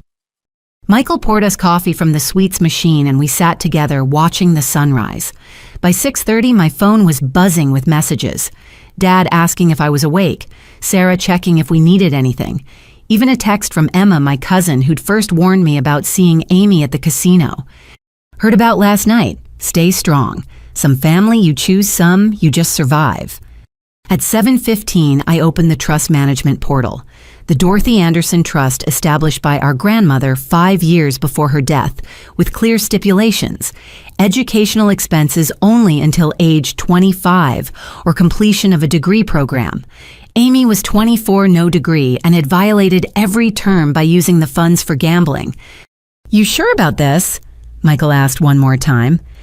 "She announced on livestream that I was hoarding family resources," I replied. "Called me out for controlling her inheritance. Well, now she'll understand what actual control looks like." 7:30 a.m. I hit execute on the first transaction. $30,000 transferred from Amy's education sub-account back to the main trust. The system immediately sent an automated notification to her email. Next, the lease termination. As co-signer, I had the right to withdraw with 30 days' notice. But given the evidence of fraud, the property management company had agreed to immediate termination with cause. Finally, the college fund Margaret had been paying into thinking Amy was still enrolled. I didn't empty it, that wasn't mine to take, but I did freeze it, requiring both Margaret's and my signatures for any withdrawals. My phone exploded within minutes. Amy calling, declined. Amy texting, "What did you do?" Amy calling again, declined. Derek calling from Amy's phone, blocked. Margaret calling. I almost answered that one, then remembered her choosing Amy's side last night. Declined. More texts from Amy escalating in rage and panic. "You can't do this. That's my money. I'll sue you. Mom, make her stop. Answer your phone. This is illegal. I hate you." Then finally, the one I'd been expecting. "Fine, you win. I'll tell you everything about Derek. Just give me my money back." I screenshot every message, forwarding them to Patricia. Evidence of her acknowledgement that she'd been working with Derek, that she knew what she'd done was wrong. How long before she figures out the FBI is involved?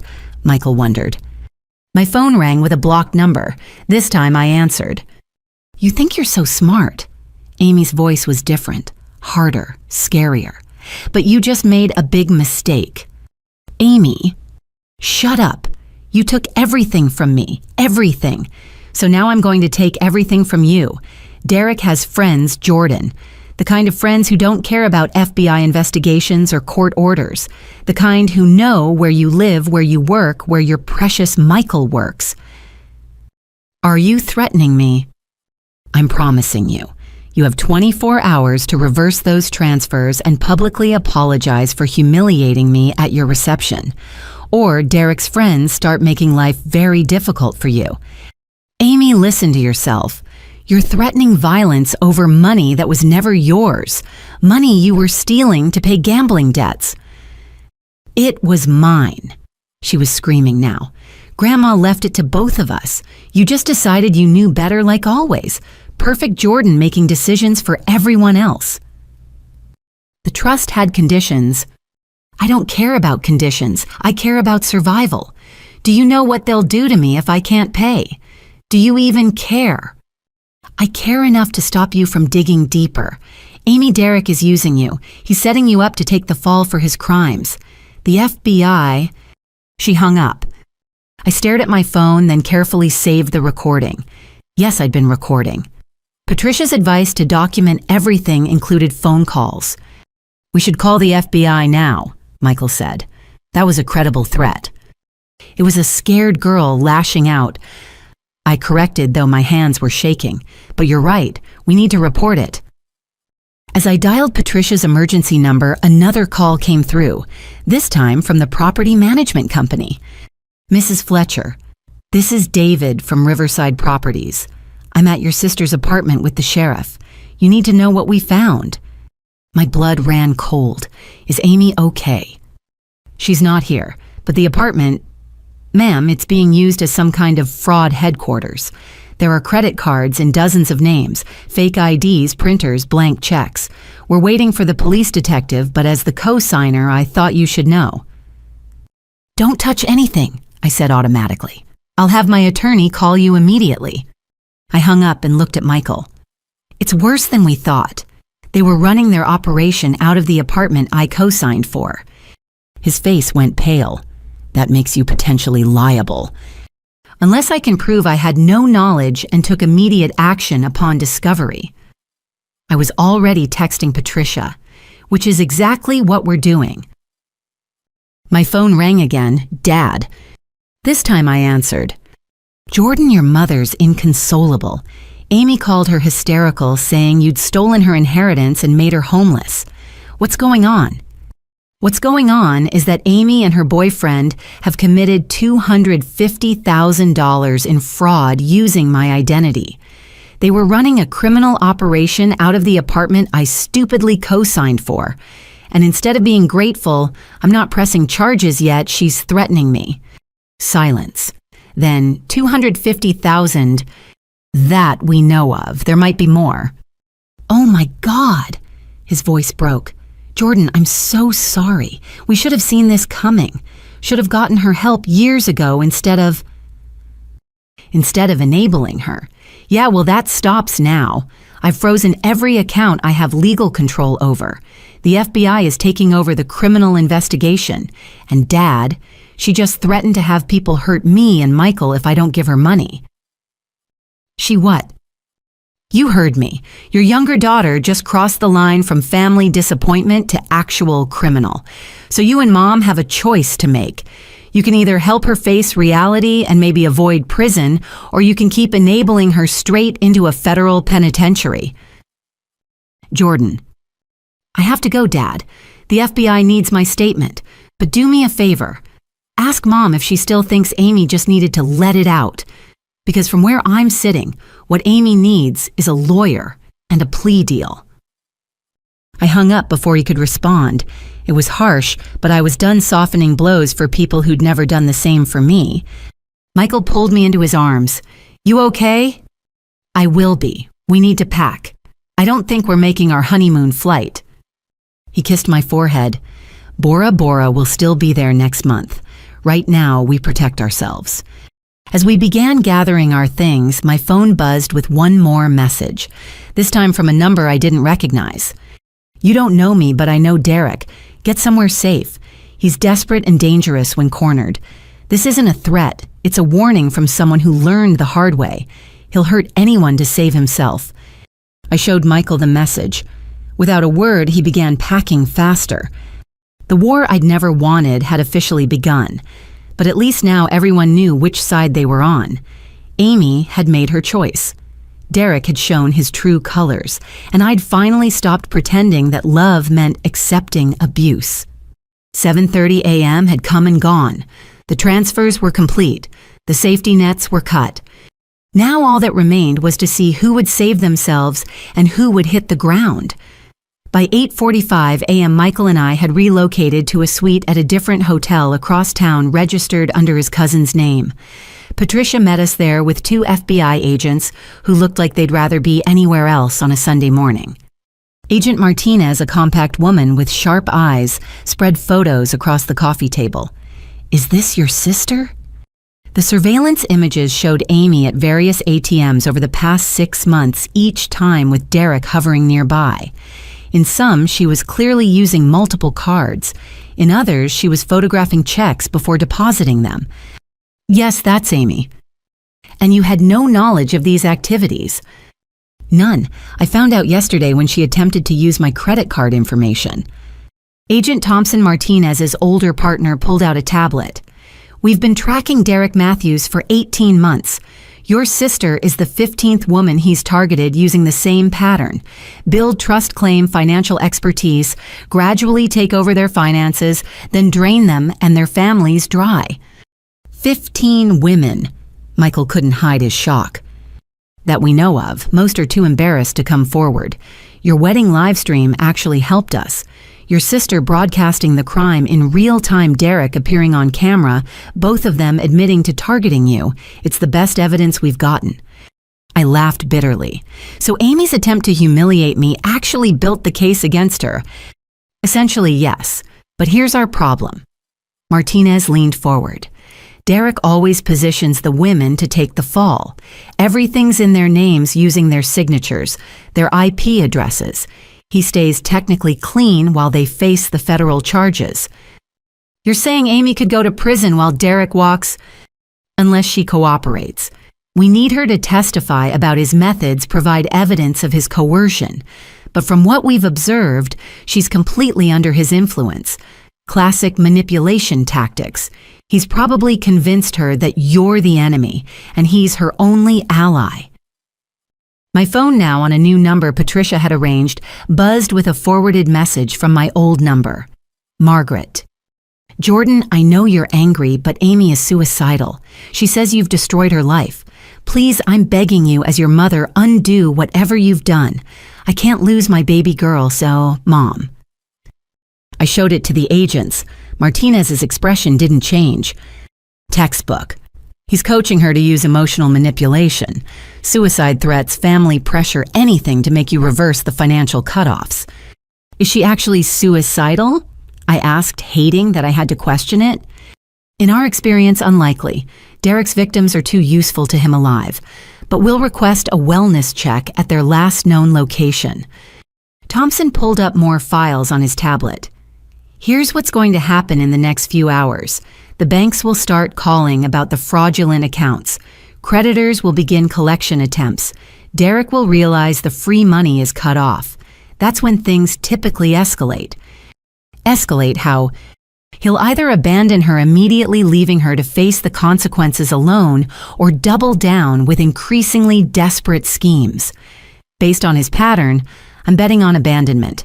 He's got warrants in 3 states. He won't stick around for a federal investigation." Patricia, who'd been taking notes, spoke up. "My client needs protection. Amy threatened violence, mentioned Derek's associates would target Jordan and her husband." Martinez nodded.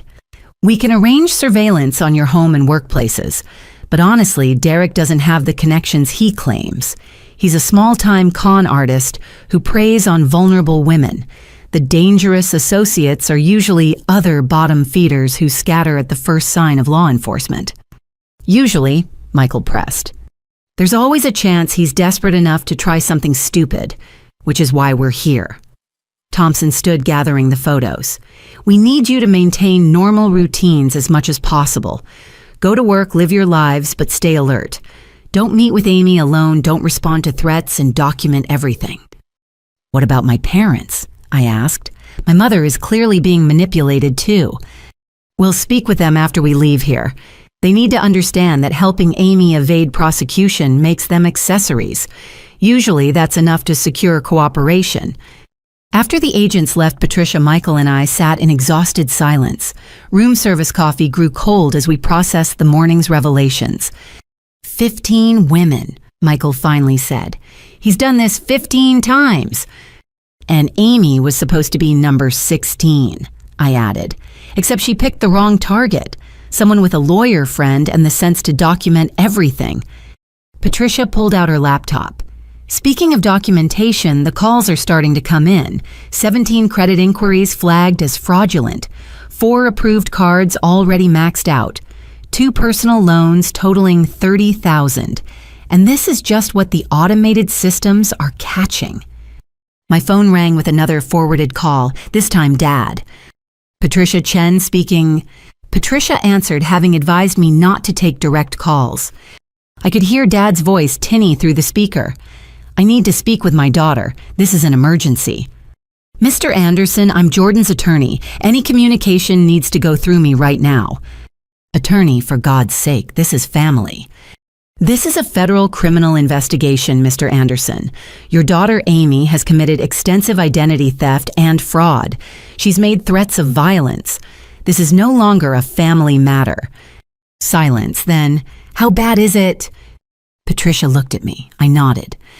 "Current estimate is over $250,000 in fraudulent debt. Amy and her associate Derek Matthews were running a sophisticated fraud operation.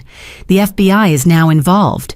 Your daughter Jordan has done nothing wrong except trust her sister with a co-signed lease that was turned into a criminal headquarters." "Oh God," his voice was barely a whisper. "Margaret won't believe it.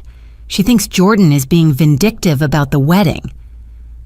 "Mr. Anderson, federal agents will be contacting you today. I strongly advise you to cooperate fully and encourage Amy to turn herself in. With cooperation, she might avoid significant jail time. Without it..." Patricia let the sentence hang. "I understand. Can I at least tell Jordan I love her, that I'm sorry?" Patricia looked at me again. I shook my head, tears finally threatening to fall. I couldn't handle his emotions on top of my own right now. "She knows, Mr. Anderson, but right now she needs to protect herself. When Amy is ready to face reality and get help, we can discuss family reconciliation. Until then, please respect her boundaries." After she hung up, I finally let myself cry. Michael held me as months of stress and years of dysfunction poured out. The strong facade I'd maintained through cake attacks and fraud discoveries finally cracked. "She's my little sister," I sobbed. "I taught her to ride a bike. I helped her with homework. How did we get here?" "Hey," Michael said softly, tilting my face up. "You didn't do this. Amy made choices. Your parents enabled those choices. You just finally stopped playing along." "But what if Mom's right? What if she does hurt herself?" Patricia sat beside us, uncharacteristically gentle. "Jordan, I've handled dozens of family fraud cases. The suicide threats are almost always manipulation. But even if Amy is genuinely struggling, giving in to her demands won't help. It just reinforces that threats work." My phone buzzed with another forwarded message, this time a photo from an unknown number. It showed our house taken from across the street. The caption read, "Nice place. Be a shame if something happened to it." Michael was calling 911 before I even processed what I was seeing. Patricia was already forwarding to the FBI agents. Within minutes, Martinez called back. "We've dispatched units to your house. Pack what you need for a few days. You're not going home until we locate Derek and Amy." "This is insane," I said, staring at the photo. "This is my sister. My sister is threatening my home." "No," Martinez corrected firmly. "Derek Matthews is threatening your home using your sister as cover. She might not even know he sent that photo. This is what he does, escalate situations to keep victims off balance." Another call came through, this time from the property management company that owned Amy's apartment. Mrs. Fletcher. The police are done processing the scene. We found approximately $50,000 in merchandise hidden in the unit. Electronics, jewelry, designer goods, all with tags from different stores. We believe they were using stolen credit cards to buy items for resale. $50,000 in stolen goods in the apartment I'd co-signed for. Additionally, the manager continued, we found evidence of multiple other tenants being targeted, mail theft primarily. Several residents reported missing credit card statements and bank documents. Are you saying they were running this operation against your other tenants too? It appears so. The police will be contacting affected residents, but as the co-signer, you could face civil liability unless you can demonstrate lack of knowledge. After I hung up, Patricia was already typing. I'm filing immediate documentation with every relevant agency showing when you discovered the fraud and what actions you took. Timestamps are crucial here. My phone rang again. This time it was Amy's number, but Agent Martinez's voice answered. Jordan, we've located them. Patrol units found them at a motel off Interstate 80. Derek ran, but we have Amy in custody. She's not doing well. Extremely intoxicated, hostile, claiming you set her up. Is she okay? Despite everything I needed to know. Physically, yes. Mentally, she needs help. We're taking her for psychiatric evaluation before booking. She'll be appointed a public defender, but if your family wants to hire someone... I looked at Michael, then Patricia, the same sister who'd destroyed my wedding, stolen my identity, and threatened my home, who'd chosen a criminal over family and greed over love. That's up to my parents, I said finally. I can't be involved in her defense. Understood. We'll be in touch about your statement. And Mrs. Fletcher, you did the right thing. I know it doesn't feel like it, but you potentially saved your sister's life. Derek's last two victims didn't fare as well. What happened to them? One overdosed on pills he provided. The other is in witness protection after testifying against him. Your sister was heading down one of those paths until you cut off the money. After Martinez hung up, the three of us sat in stunned silence. It was 9:30 a.m. on what should have been the first day of our honeymoon. Instead, we were in a hotel room under false names, while FBI agents arrested my sister and searched for her criminal boyfriend. The trust fund transfer saved her, Michael said quietly. If you'd let her keep accessing money, Derek would have used her until she had nothing left, then discarded her like the others. Or worse, Patricia added. These guys don't leave witnesses when things go bad. Your cruelty in cutting her off probably kept her alive. I thought about Amy in custody, drunk and angry, blaming me for her situation. About my mother probably getting the call right now that her younger daughter had been arrested. About the 15 other women who'd fallen for Derek's manipulation, their lives destroyed by trusting the wrong person. What happens now? I asked. Patricia pulled up her files. Now we clean up the mess. Every fraudulent account contested, every stolen item documented, every threat recorded. It'll take months to fully resolve, but your credit will be restored, your liability minimized. Amy will face charges, but with cooperation, probably get probation and mandated treatment. And Derek, with any luck, federal prison for a very long time. My phone buzzed one more time, a text from my old number forwarded by the service. Jordan, this is Mom. Amy's been arrested. I hope you're happy. You've destroyed our family. I will never forgive you for this. You are no longer my daughter. I stared at the words, waiting for them to hurt. Instead, I felt only a strange lightness. The mother who'd enabled Amy's destruction, who'd chosen the abuser over the abused, who'd watched my wedding cake assault and thought Amy needed to let it out that Mother had just set me free. You okay? Michael asked, reading the message. You know what I am. I deleted the message. I have you. I have friends who support me. I have a career Amy couldn't steal and a future she couldn't destroy. If losing a toxic family is the price of keeping those things, I'll pay it. Patricia smiled, the first genuine smile I'd seen from her all morning. That might be the healthiest thing I've heard you say. Now let's order room service and plan how to salvage your honeymoon. The FBI can handle the criminals. Your job is to start your marriage." As Michael called room service and Patricia typed away on her laptop, I stood at the window looking out at the city. Somewhere out there, Amy was facing the consequences of her choices. Margaret was learning that enabling had a price, and Derek was running from a reckoning 15 women deserved to see. 7:30 a.m. had come and gone. The revelations were complete. The family I'd tried so hard to save had chosen to destroy itself rather than change. But in losing them, I'd found something better: the freedom to build a life without dysfunction, manipulation, or abuse. The freedom to love without conditions and trust without fear. The sun climbed higher in the sky, warming the room.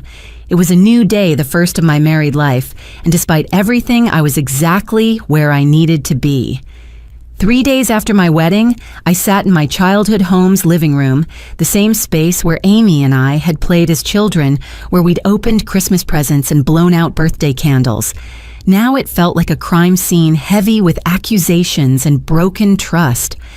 Dad sat in his old recliner, looking like he'd aged 10 years in 72 hours. Margaret occupied the couch tissues, clutched in her hand, refusing to make eye contact with me. Between us, spread across the coffee table, lay the evidence. Patricia had compiled bank statements, credit reports, printed screenshots of Amy's live stream, and a stack of fraudulent applications an inch thick. $287,000. Dad said, his voice hollow. The final tally is $287,000 in attempted fraud. "Thomas, please," Margaret whispered. "Do we have to do this?" "Yes, Margaret, we do." His voice gained strength. "Our younger daughter is sitting in county jail on federal charges. Our older daughter is in protective custody because of threats made against her life. So yes, we have to do this." I hadn't wanted this meeting. Michael and Patricia had both advised against it. But when Dad called saying he had information from Amy's public defender that I needed to hear, I couldn't stay away. Michael waited in the car, ready to leave if things escalated. "The lawyer says Amy's looking at 5 to 7 years if convicted on all counts," Dad continued.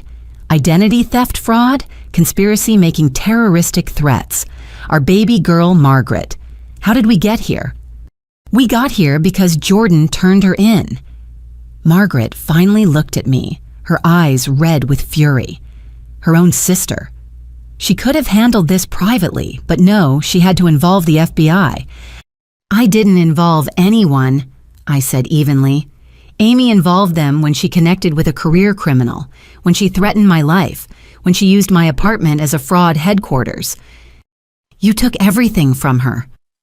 Margaret stood pacing to the window, her college fund, her home, her future. I took back what was mine to protect, and thank God I did. I pulled out the newest piece of evidence, the one Dad had called about. "Tell her what Amy's lawyer found Dad." He lifted a printout with shaking hands. Derek Matthews wasn't just running fraud. He was recording everything, every intimate moment with Amy. He has videos, photos, all saved to cloud storage. Margaret's face went white. "What?" "He records all his victims." I explained, my voice gentler now. "Uses it as blackmail if they try to leave or testify against him. Amy thought she was his girlfriend. She was just his mark." 15 other women, Dad added, all thinking they were special, all ending up destroyed in debt, some of them. He couldn't finish. 2 suicide attempts I supplied, 1 successful. That's who Amy chose over family. Margaret sank back onto the couch, the fight draining out of her. She said she loved him, said he understood her in ways we never did. He understood how to manipulate her, how to use her anger at me to his advantage. I leaned forward. "Mom, I know you want to blame me. It's easier than admitting we all failed Amy by never making her face consequences. But I'm not the villain here. You could have helped her." Margaret insisted, but with less venom. "You have money connections." "I have $300,000 in student loans and a mortgage. The wedding was paid for with savings and Michael's family's help. This idea that I'm wealthy is Amy's fantasy, one you bought into. But the trust fund has $30,000 earmarked for education, not gambling debts, not living expenses for criminals, education, which Amy hasn't pursued in 2 years. Dad set down another document. There's more. The public defender found evidence that Derek was planning to disappear soon. He had fake passports, ready tickets to Thailand. He was going to drain every account and leave Amy holding the bag. "Oh God," Margaret whispered. "Your intervention saved her life," Dad said, looking at me. "I know it doesn't feel like it. I know Margaret and I haven't handled this well. But you saved her from whatever he was planning." "Tell that to Amy," I said bitterly. "According to her public defender, she still thinks Derek loves her, still thinks I ruined their chance at happiness." "She's confused," Margaret said weakly, "traumatized. When she gets out, when she gets help, I'll have a restraining order waiting." The words hung in the air like a blade. "I'm done, Mom. This isn't confusion or trauma talking. This is who Amy chose to become." "She's your sister. She threatened to have me killed. She destroyed my wedding. She tried to steal my identity and ruin my career. Being related doesn't give her a free pass to destroy my life." Dad pulled out his phone, scrolling to something. "I need you both to hear this. It's a voicemail Amy left me from jail."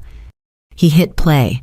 Amy's voice filled the room, slurred but venomous. "Dad, I hope you're happy. Your precious Jordan won. She gets to play victim while I rot in here. But this isn't over. When I get out, I'm going to finish what Derek started. She thinks she's safe with her lawyer and her FBI friends. She has no idea what I'm capable of. Tell Mom I love her. Tell Jordan to watch her back." The recording ended. Margaret had gone pale, one hand pressed to her mouth. "That's from yesterday," Dad said quietly. "After 3 days to sober up and think, she's still making threats." "She's hurt," Margaret said, but even she didn't sound convinced. "She's dangerous," I corrected. "And until you both accept that you're enabling her path to destruction." A knock at the door interrupted us. Dad answered it, returning with Agent Martinez and another FBI agent. "I apologize for interrupting," Martinez said, "but there's been a development. Derek Matthews was apprehended this morning trying to cross into Mexico." Relief flooded through me. "So he's in custody?" "He is, and he's trying to make a deal by providing information about his operation." She paused. "Including recordings that suggest Amy wasn't just a victim. She actively participated in targeting other women after you cut her off financially." The room went silent. Even Margaret couldn't find words to defend that.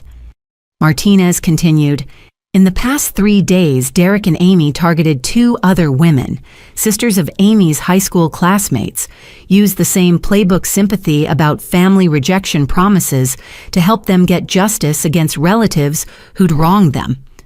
Amy made the initial contact while Derek worked the financial angle. She became him," I said, understanding flooding through me. "When I cut off her money, she didn't leave. She joined his operation." The victims were lucky. Their families were suspicious and contacted authorities before any significant damage.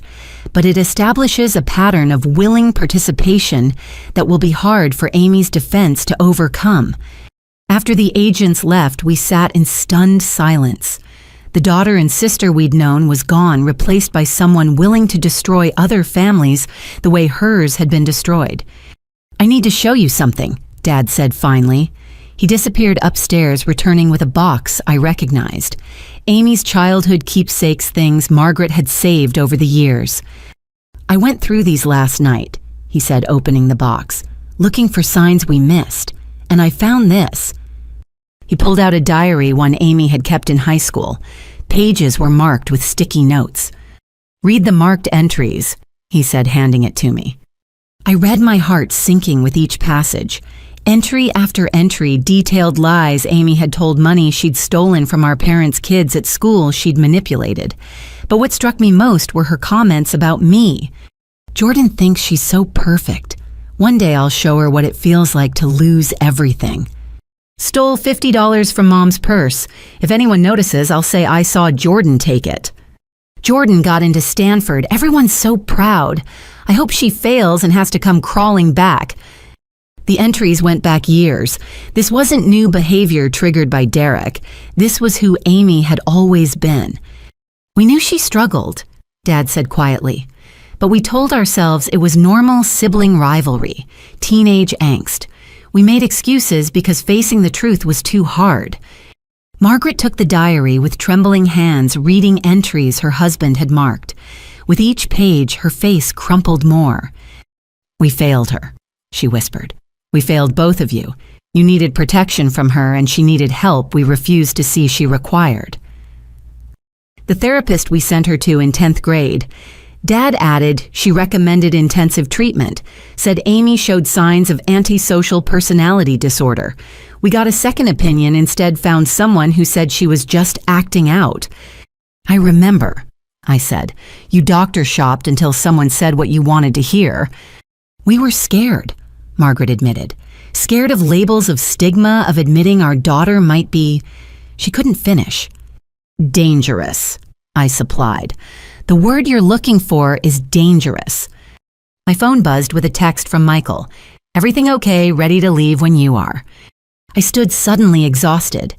"I have to go. My husband is waiting and we have meetings with contractors. We're installing a security system." "Jordan, wait." Margaret stood too, reaching for me tentatively. "I owe you an apology. Not just for the wedding, but for years of choosing to believe Amy's lies over your truth, for making you responsible for her well-being while never protecting yours.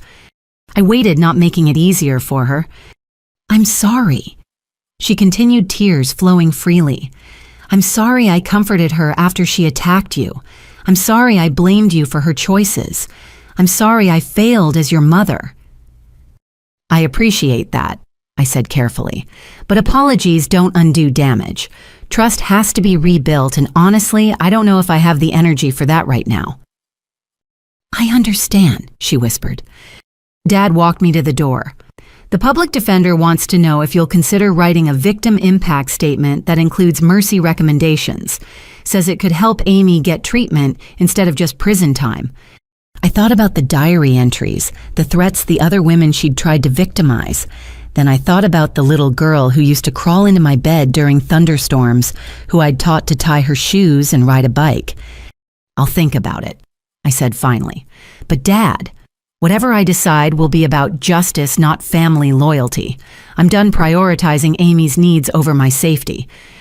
"I wouldn't expect anything else," he said.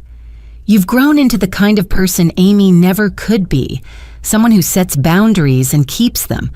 I'm proud of you, sweetheart. Despite everything we did wrong, you turned out right." As I walked to the car where Michael waited, I felt the weight of 28 years of dysfunction lifting. The house behind me held memories both beautiful and terrible, but it no longer held power over me. Amy had chosen her path. My parents were finally facing their failures, and I was free to build a life without the chaos that had defined my family for so long. "How did it go?" Michael asked as I slid into the passenger seat. "They're starting to see the truth," I said. "Whether they can handle it remains to be seen." "And you?" I considered the question. "I'm okay. Sad for what we lost, relieved by what I'm leaving behind, hopeful for what's ahead." He took my hand as we drove away from my childhood home. "That sounds pretty healthy to me." "Yeah." I agreed, watching the familiar streets fade in the rearview mirror. For the first time in my life, I think it actually is. The federal courthouse downtown was a monument to justice, all marble and mahogany, designed to make everyone who entered feel the weight of the law. I sat in a witness waiting room, Patricia beside me, preparing to testify before the grand jury about my sister's crimes. It had been 2 weeks since the wedding, 2 weeks of FBI interviews, credit disputes, and security assessments, 2 weeks of learning just how deep Amy and Derek's operation had gone. Today, I would help determine if my sister faced federal prosecution. Remember, Patricia coached, just answer what they ask. Don't volunteer information, don't speculate about motives. Facts only. I know. I'd been over this dozens of times. It just feels surreal, testifying against Amy. You're not testifying against her. You're testifying about crimes committed using your identity.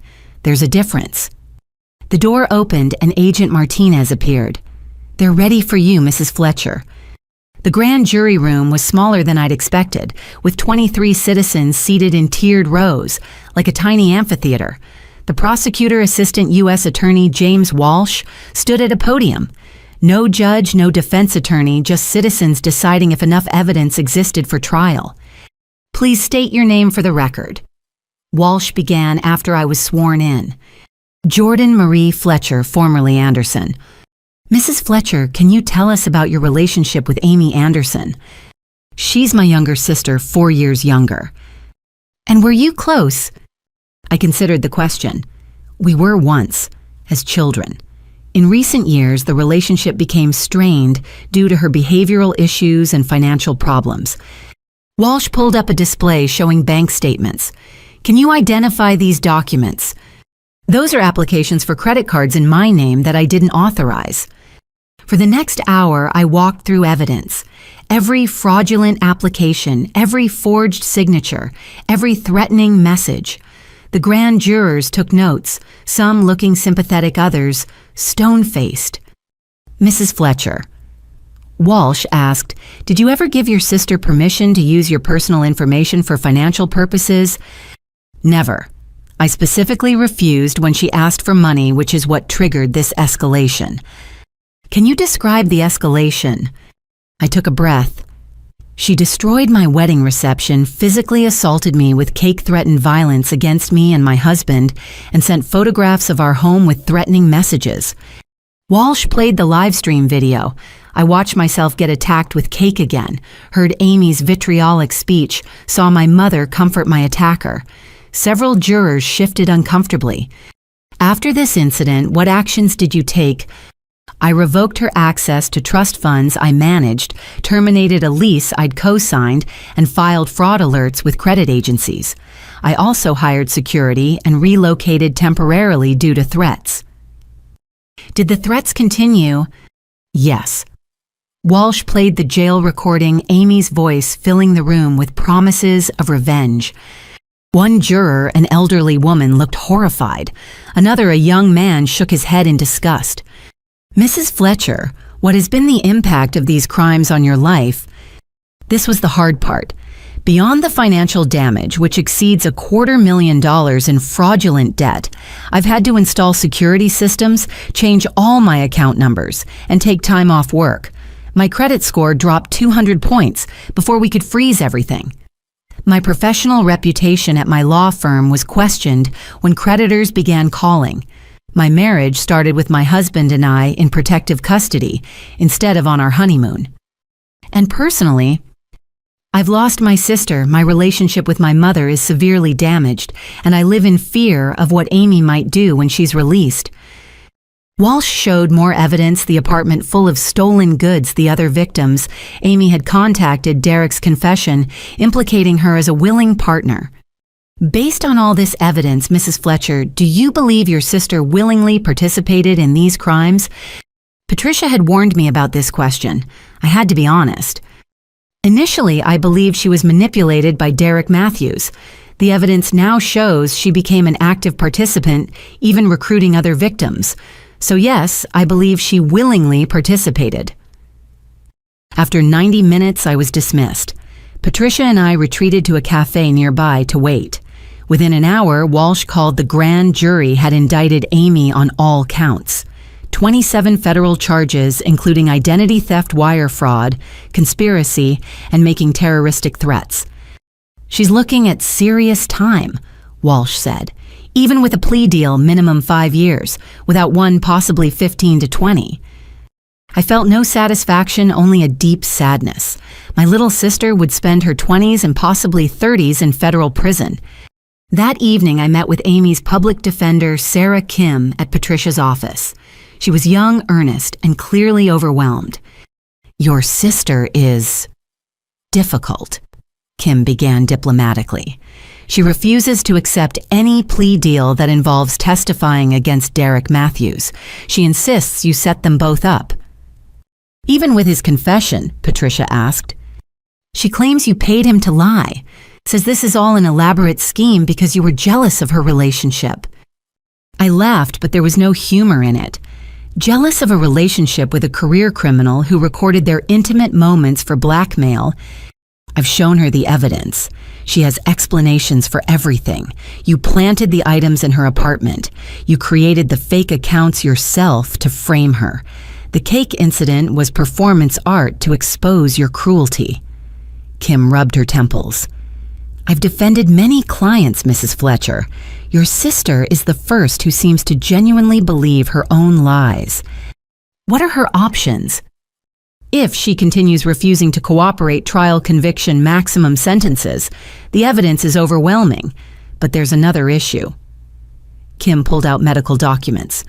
The psychiatric evaluation revealed some concerning findings.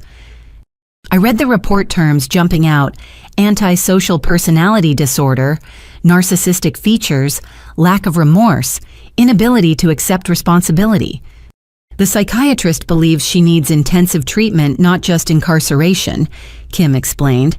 There's a federal medical facility that could provide both, but it requires her to acknowledge she needs help, which she won't do. Correct. She's also refused to see your parents. Says they betrayed her by not immediately bailing her out.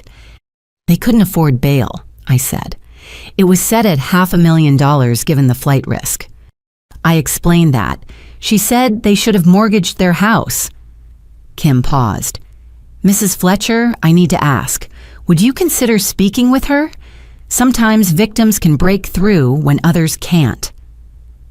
I looked at Patricia, who shook her head slightly, but something in me, maybe the last vestige of big sister protectiveness, considered it. What would be the goal? To get her to accept reality, to take a plea deal that includes treatment, to save her from spending decades in prison out of stubborn pride. She threatened to kill me, I reminded her. In a secure facility through glass with guards present, Kim assured me. But I understand if you refuse. You've been through enough. Michael was adamantly against it when I discussed it that night. She's manipulative, Jordan. She'll use any meeting to hurt you more. I know, but what if this is the last chance to get through to her, to save her from herself? You can't save someone who doesn't want to be saved. He was right, but the next morning I found myself agreeing to one meeting with strict conditions. Patricia would be present. The conversation would be recorded. Any threats or manipulation would end it immediately. 2 days later, I sat in the visiting room at the Federal Detention Center watching guards escort Amy in. She'd lost weight, her hair hung limp, and orange didn't suit her, but her eyes still blazed with rage. She sat down, picking up the phone on her side of the glass. Come to gloat. Come to offer you a chance, I said evenly. Take the plea deal, get treatment, serve 5 to 7 instead of 20. I'm not taking any deal. Derek's lawyer says we can beat this. Derek already confessed and implicated you. He's testifying against you to reduce his own sentence. Her face contorted. You're lying. Patricia slid documents against the glass. Derek's signed confession clearly stating Amy was a willing participant who'd suggested targeting me. Amy read her face, cycling through emotions. Disbelief hurt rage. He loves me. He used you like he used 15 other women. You weren't special to him, Amy. You were convenient. Shut up. He recorded your intimate moments. He was planning to leave the country without you. He let you take all the risk while he stayed technically clean. Is that love? I said, shut up. She slammed her fist against the glass. Guards stepped closer. Amy, I said softly, you're 24. You could be out by 30 with treatment. You could have a life, but only if you stop protecting the man who destroyed you. You destroyed me. Tears streaming down her face now. You had everything and wouldn't share. You judged me, controlled me, made me feel worthless. I tried to help you. You turned that help into hatred. Your help always came with conditions. with lectures, with reminders of how perfect you were and how pathetic I was. There was truth in that, and it stung. You're right. I wasn't a perfect sister.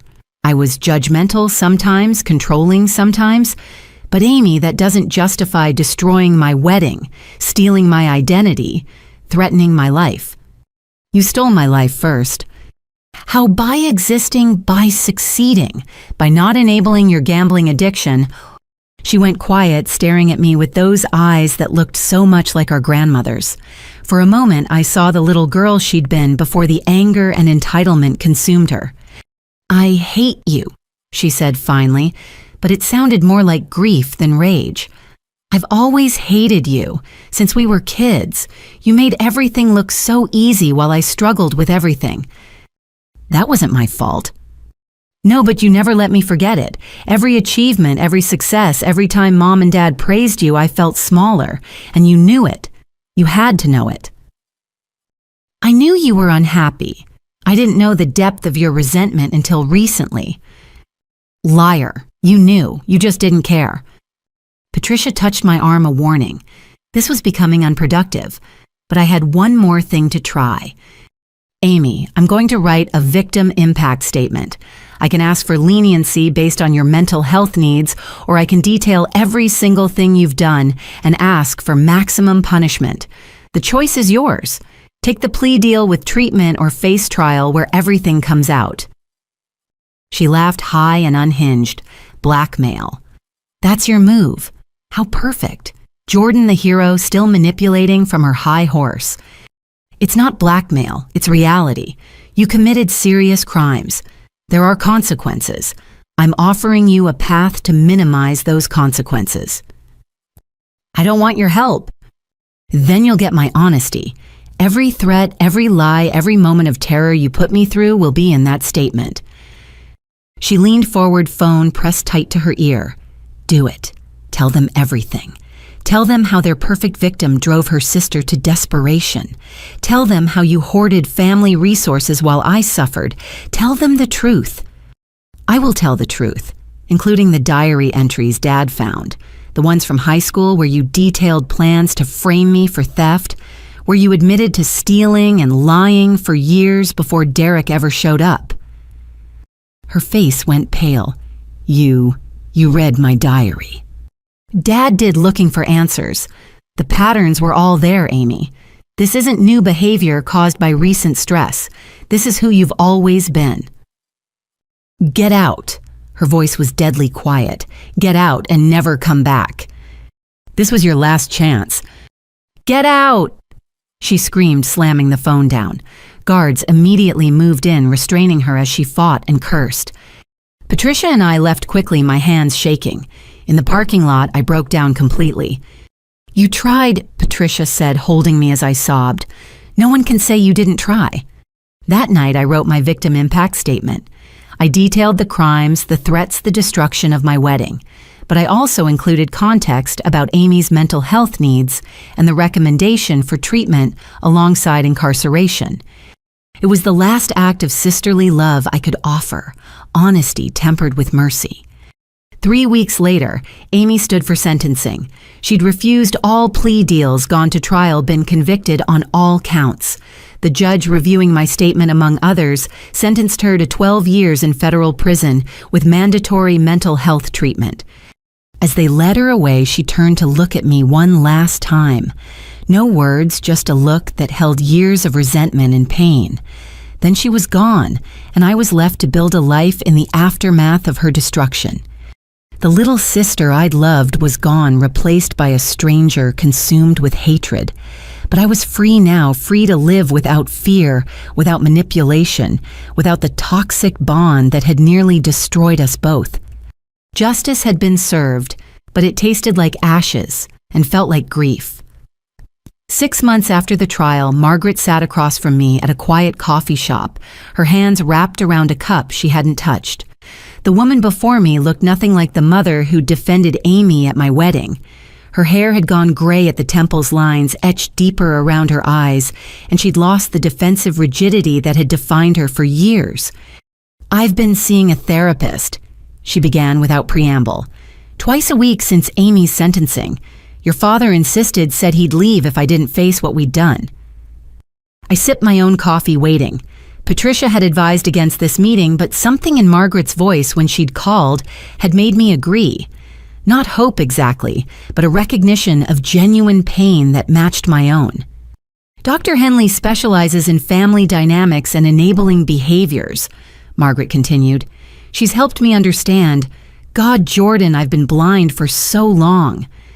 What changed? I asked, keeping my voice neutral. Margaret pulled out a worn notebook, pages filled with her handwriting. I started documenting like you always did, writing down memories, patterns, incidents I'd forgotten or explained away. Do you remember Amy's 7th birthday party? The one where she pushed Katie Morrison into the pool because Katie's present wasn't expensive enough. You remember? Of course you do. Margaret's smile was rueful. I told everyone Katie fell, made excuses. Even when Katie's mother never let her come over again, I blamed her for overreacting. That was the pattern. I agreed. Amy acted out, you covered it up. Everyone else was wrong. Dr. Henley calls it protective enabling. I thought I was shielding Amy from a world that didn't understand her. Instead, I was shielding her from consequences that might have helped her develop empathy and accountability. She flipped through pages pointing to entries. Age 9. Amy stole from the church collection plate. I replaced the money quietly. Age 12. She cyberbullied 3 classmates until one attempted suicide. I got her transferred to a different school rather than address it. Age 15. She was caught shoplifting. I paid off the store to avoid charges. I didn't know about the shoplifting, I admitted, because I hid it from everyone including your father, just like I hid the credit card I gave her at 16 that she maxed out in a month, or the times she stole from my purse and I pretended not to notice, or when she vandalized her ex-boyfriend's car and I paid for repairs anonymously. The litany continued, each revelation another piece of the puzzle. Margaret had documented 20 years of incidents, cover-ups, and missed opportunities for intervention. But the worst part, she said, voice breaking, is how I sacrificed you in the process. Every time I took Amy's side, every time I made you apologize for her behavior, every time I asked you to be the bigger person, I was telling you that your feelings didn't matter, that your safety didn't matter, that keeping Amy happy was more important than protecting you. Why? The question I'd wanted to ask for years came out as barely a whisper. Margaret closed her notebook, meeting my eyes directly.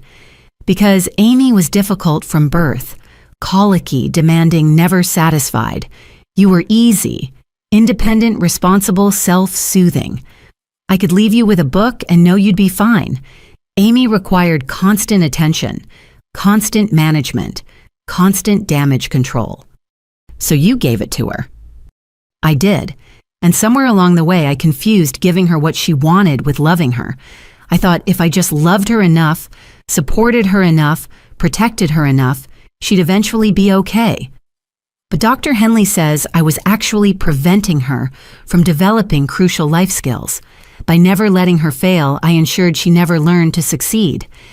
And I was collateral damage. You were more than that. You were...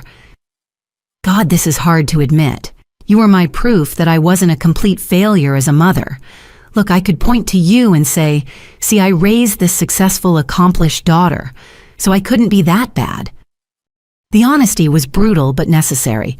Years of resentment I'd carried began to shift, not disappearing, but transforming into something more like understanding. I need to show you something, Margaret said, pulling out her tablet. She opened a video file.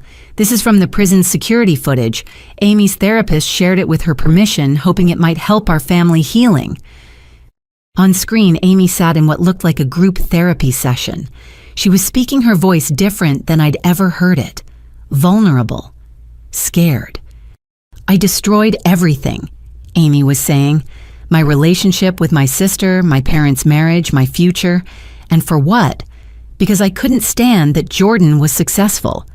Because I felt entitled to things I hadn't earned. Derek saw that ugliness in me and exploited it, but the ugliness was already there. Another patient asked her something inaudible. No, Amy responded. That's the thing. Jordan tried to help so many times. She offered to tutor me in high school. She helped me with job applications.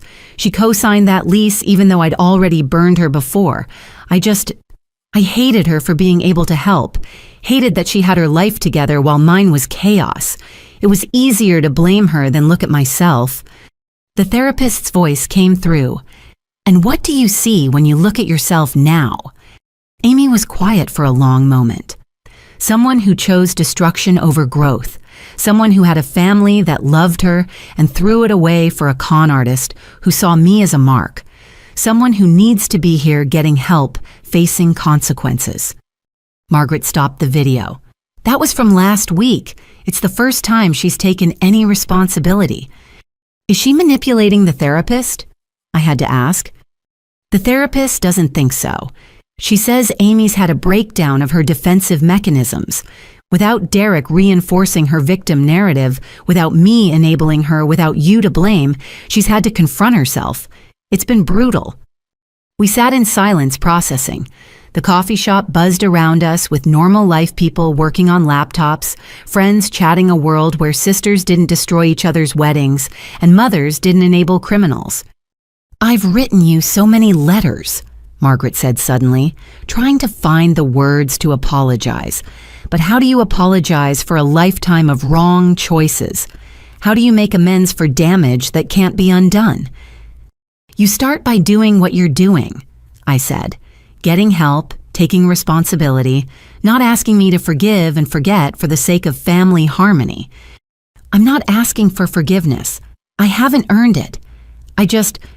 I wanted you to know that I see it now. All of it.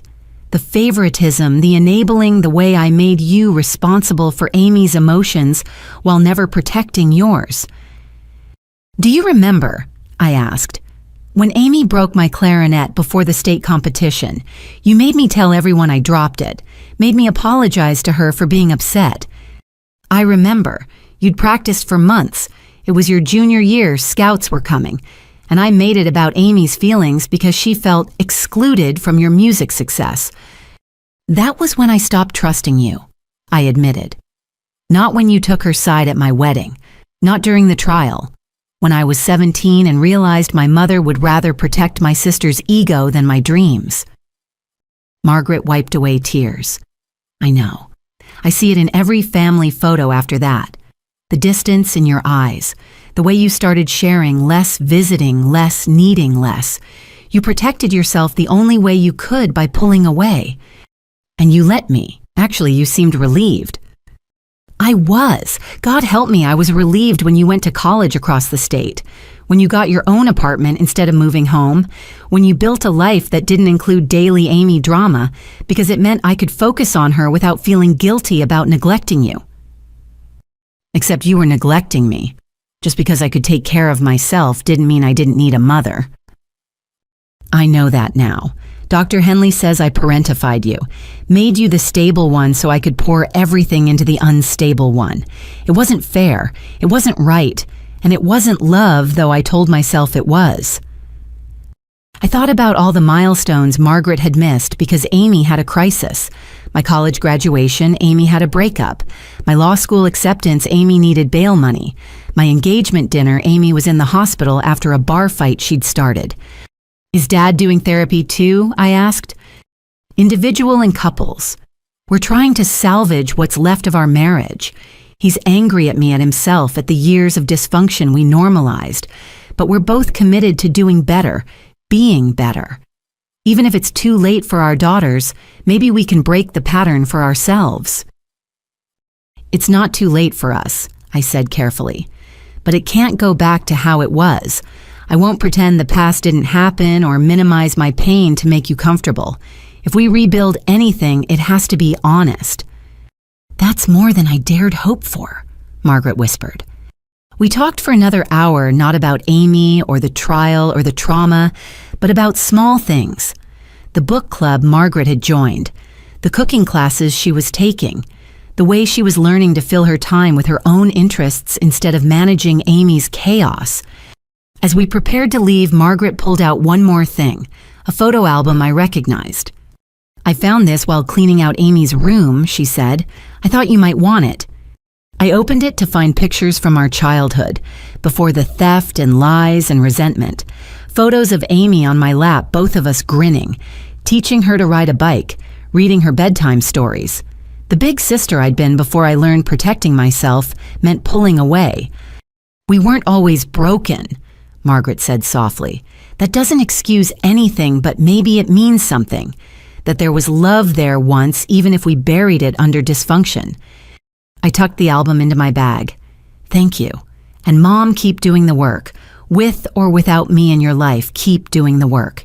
You deserve to know who you are without the enabling, without the crisis management, without the constant Amy drama." "She gets out in 11.5 years, Margaret said. "I want to be healthier by then, strong enough to have boundaries, wise enough not to fall back into old patterns." That's a good goal. We hugged awkwardly in the parking lot, two women trying to bridge a canyon carved by years of wrong choices. It wasn't reconciliation exactly, but it was a start. A painful, necessary awakening to truths that had been hidden under enabling and resentment for too long. As I drove home to Michael, I thought about the video of Amy in therapy, taking responsibility for the first time in her life. It didn't undo the damage or erase the crimes, but maybe it meant she could build something better in the ruins of who she'd been. And maybe, just maybe the rest of us could too. The conference room at the Hilton was packed with over 300 attendees, all victims or family members of identity theft. I stood at the podium looking out at faces that mirrored my own journey. Shock betrayal, the particular grief that comes when family is the perpetrator. "My name is Jordan Fletcher. I began, and my sister stole my identity. Not just my financial identity, though that was devastating enough. She tried to steal my sense of safety, my trust in family, my belief that love could overcome dysfunction. Today I want to talk about surviving family fraud and rebuilding when the foundation of family itself has been shattered." It had been 2 years since my wedding, 18 months since Amy's sentencing. The nonprofit I'd founded, Family Fraud Survivors, had grown from a support group in my living room to a national organization. We provided legal resources, emotional support, and most importantly, validation for people society expected to forgive and forget because it's family. When I first discovered the extent of my sister's crimes, I continued, well-meaning people said things like, "She's sick, not evil," or "Family is forever," or my personal favorite, "You'll regret cutting her off." But what they didn't understand was that keeping her in my life was killing me financially, emotionally, spiritually. Heads nodded throughout the room. These people knew. They'd heard the same platitudes, faced the same pressure to prioritize family bonds over personal safety. After my presentation, I facilitated a panel with 3 other survivors. Marcus, whose mother had opened 17 credit cards in his name. Elena, whose brother had sold her house while she was deployed overseas. David, whose father had drained his children's college funds for gambling debts.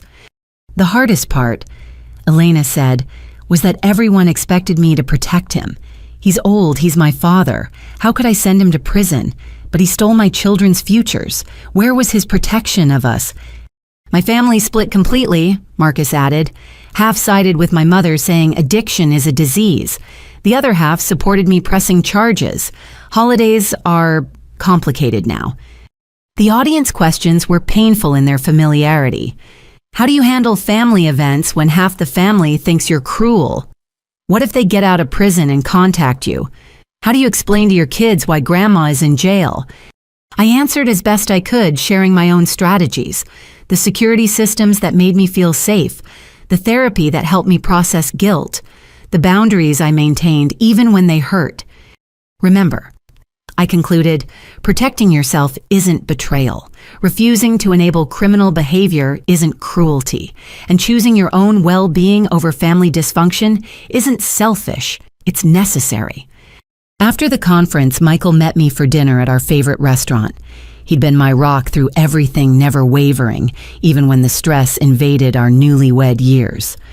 "Patricia called," he said after we'd ordered. "The legislation passed committee. It's moving to the full state Senate next month." I felt tears prick my eyes. The Family Fraud Protection Act we'd been lobbying for would make it easier for victims to freeze their credit when family members were suspects, require banks to verify identities more thoroughly, and provide legal protections for victims who press charges against relatives. 2 years of work on, I breathed. Finally. Your testimony made the difference, he said, taking my hand, putting a face to the statistics, making them understand this isn't about vindictive family members, but desperate victims. My phone buzzed with a text from Dad. Saw the news coverage of your conference. So proud. Mom sends her love. Margaret and I had rebuilt slowly, carefully. Weekly coffee, then monthly dinners, now regular family interactions, but always with boundaries.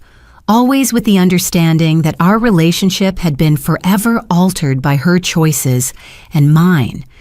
Speaking of family, Michael said, his eyes twinkling, I have something to tell you. Oh, we're having a baby. I stared at him, confused. I think I'd remember. Sorry, let me rephrase. My sister Michelle is pregnant. We're going to be an aunt and uncle.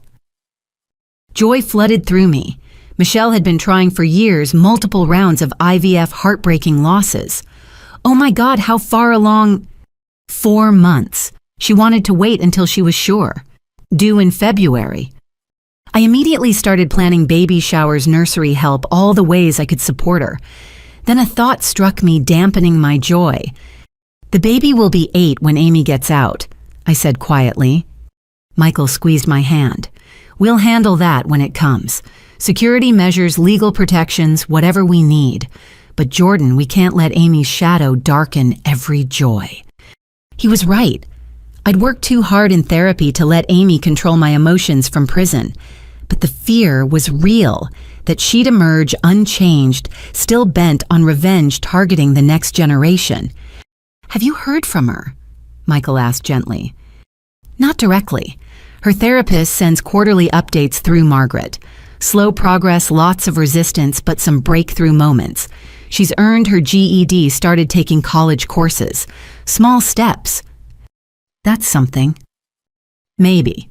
Or maybe she's just learned to play the system better. I can't know, and honestly, I can't care. My focus has to be on building our life, not monitoring hers. We shifted to happier topics, the new house we'd bought with actual security features, built in his promotion at work, the vacation we were planning for our anniversary. Normal couple things that felt extraordinary after the chaos of our beginning. Walking home, we passed the venue where we'd had our reception. It had been renovated, the garden where family photos turned to warfare, now featuring a modern sculpture installation. Ever regret not having the wedding we planned? Michael asked. No, I said honestly. That disaster taught us who we really are, who our real family is, who stands with us when things get ugly. A perfect wedding would have been beautiful, but it wouldn't have shown us those truths so clearly. At home, I found a package on our doorstep. No return address, but I recognized Margaret's handwriting. Inside was a letter and a small box. Jordan. I was cleaning out the attic and found this. Your grandmother Dorothy gave it to me when you were born, said to save it for your first child. Given everything that's happened, I understand if you don't want family heirlooms. But Grandma loved you fiercely and would be proud of the woman you've become. The woman who stands up for herself, helps others, and refuses to let dysfunction define her future. Love, Mom. The box contained a delicate gold locket, Dorothy's initials engraved on the back. Inside was a tiny photo of her as a young woman and space for another photo. I thought about the trust fund she'd created, how Amy had seen it as control, while I'd seen it as protection. Dorothy had known her granddaughters well enough to put safeguards in place. It's beautiful, Michael said, fastening it around my neck. She was a survivor, too, I said, remembering stories of Dorothy leaving an abusive first marriage in the 1960s when divorce was scandalous. Maybe that's why she saw through Amy's charm, recognized the patterns. My phone rang, Patricia. Jordan, I'm sorry to call so late, but there's news. Derek Matthews was killed in prison. Fight with another inmate over contraband. I sank onto the couch, processing. The man who'd orchestrated so much destruction, who'd turned my sister from difficult to dangerous, was gone. Does Amy know? Her lawyer was just notified. She'll be told tomorrow with counseling support. This could go either way, breakthrough or breakdown. After I hung up, Michael and I sat in silence. Derek's death didn't undo his crimes or heal his victims, but it did close a chapter. Amy would have to face her choices without the excuse of his manipulation. "Are you okay?" Michael asked. "I think so. It's strange I don't feel happy or sad. Just relieved that he can't hurt anyone else, that Amy can't hold on to fantasies of reuniting with him, that maybe now she'll have to fully face what she did. And if she doesn't, then she doesn't. But at least the puppet master is gone." That night, I updated my victim impact statement for the parole board, something I'd have to do every few years. I wrote about the nonprofit, the legislation, the hundreds of families we'd helped. I wrote about choosing hope over bitterness, growth over stagnation. But I also reaffirmed my boundaries. Amy was not welcome in my life until she demonstrated sustained change and genuine accountability. 2 years after my wedding disaster, I was building something beautiful from the wreckage. A marriage tested by fire and proven strong. A nonprofit that turned my pain into purpose. A relationship with my mother rebuilt on honesty rather than enabling. A life that Amy had tried to steal but only succeeded in clarifying. The foundation was different than I'd planned, harder won, more carefully constructed, built on truth rather than hope. But it was solid. Unshakable. And most importantly, it was mine. The call came on a Tuesday afternoon while I was reviewing contracts at my desk. The caller ID showed the Federal Correctional Institution where Amy was housed, and my finger hovered over the decline button. But something made me answer. "Mrs. Fletcher, this is Dr. Sarah Winters, Amy Anderson's psychiatrist. I'm calling with your sister's permission regarding a matter of some urgency." My stomach tightened. "Is she okay?" "Physically, yes, but she's made a significant breakthrough in treatment and there's a time-sensitive situation I need to discuss with you. Would it be possible to meet in person? I can come to you." 2 days later, I sat across from Dr. Winters in a private room at the nonprofit's office. She was younger than I'd expected, with kind eyes and an intensity that suggested she took her work seriously. "First, I want to say how much your victim impact statements have helped Amy's treatment," she began. "Not the parts about the crimes, but your acknowledgement of the family dysfunction. It gave us a framework to explore how enabling and resentment shaped her choices." "I tried to be fair," I said carefully. "You were, more than fair, which brings me to why I'm here." Dr. Winters pulled out a file. 3 months ago, Amy was approached by federal investigators about a financial fraud ring operating across multiple prisons. Derek Matthews was part of it before his death. They're using inmates' families as unwitting mules for money laundering and identity theft. My blood went cold. "Are you saying Amy's involved?" "The opposite. She recognized the recruitment tactics. They were identical to what Derek used on her. Instead of participating, she reported it. She's been working undercover for the FBI for the past 12 weeks, documenting the operation." I stared at her, unable to process what I was hearing. Amy. My sister, Amy. Working with law enforcement. Dr. Winters smiled slightly. "I know it seems impossible given her history, but she said something that stuck with me. I know exactly how these people think because I used to be one of them. Maybe I can stop them from creating more victims like Jordan." She handed me a letter, Amy's handwriting neater than I remembered. "Jordan, I don't expect you to read this, but Dr. Winters said I should write it anyway. I've been working with the FBI to expose a fraud ring that targets inmates' families. It's run by people like Derek predators who look for vulnerable women with relatives they can exploit. I'm not doing this for reduced time or special treatment. My sentence is fair. I earned every day of it. I'm doing it because for the first time in my life, I understand what it feels like to protect instead of destroy." They showed me letters from victims, women whose children stole their identities, parents whose savings were drained, siblings torn apart. I saw myself in every perpetrator and you in every victim. And I finally understood what I put you through. I know this doesn't undo anything. I know you'll probably never trust me again. But maybe I can stop someone else's sister from making my mistakes. Maybe I can save another family from what I did to ours. I don't need you to forgive me. I haven't forgiven myself, but I wanted you to know that I'm trying to be better. Not for parole boards or early release, but because I finally understand that being better is its own reward. Your sister, if I can still call myself that, Amy. I set the letter down with shaking hands. Is this real, not another manipulation? The FBI thinks so. Her intelligence has led to 17 arrests and prevented an estimated $3 million in attempted fraud. She's testified via video link in 2 federal cases, despite threats from other inmates. She's risking her safety to do this. Why are you telling me this? Dr. Winters leaned forward. Because the investigation is wrapping up. The ringleaders know Amy was the informant.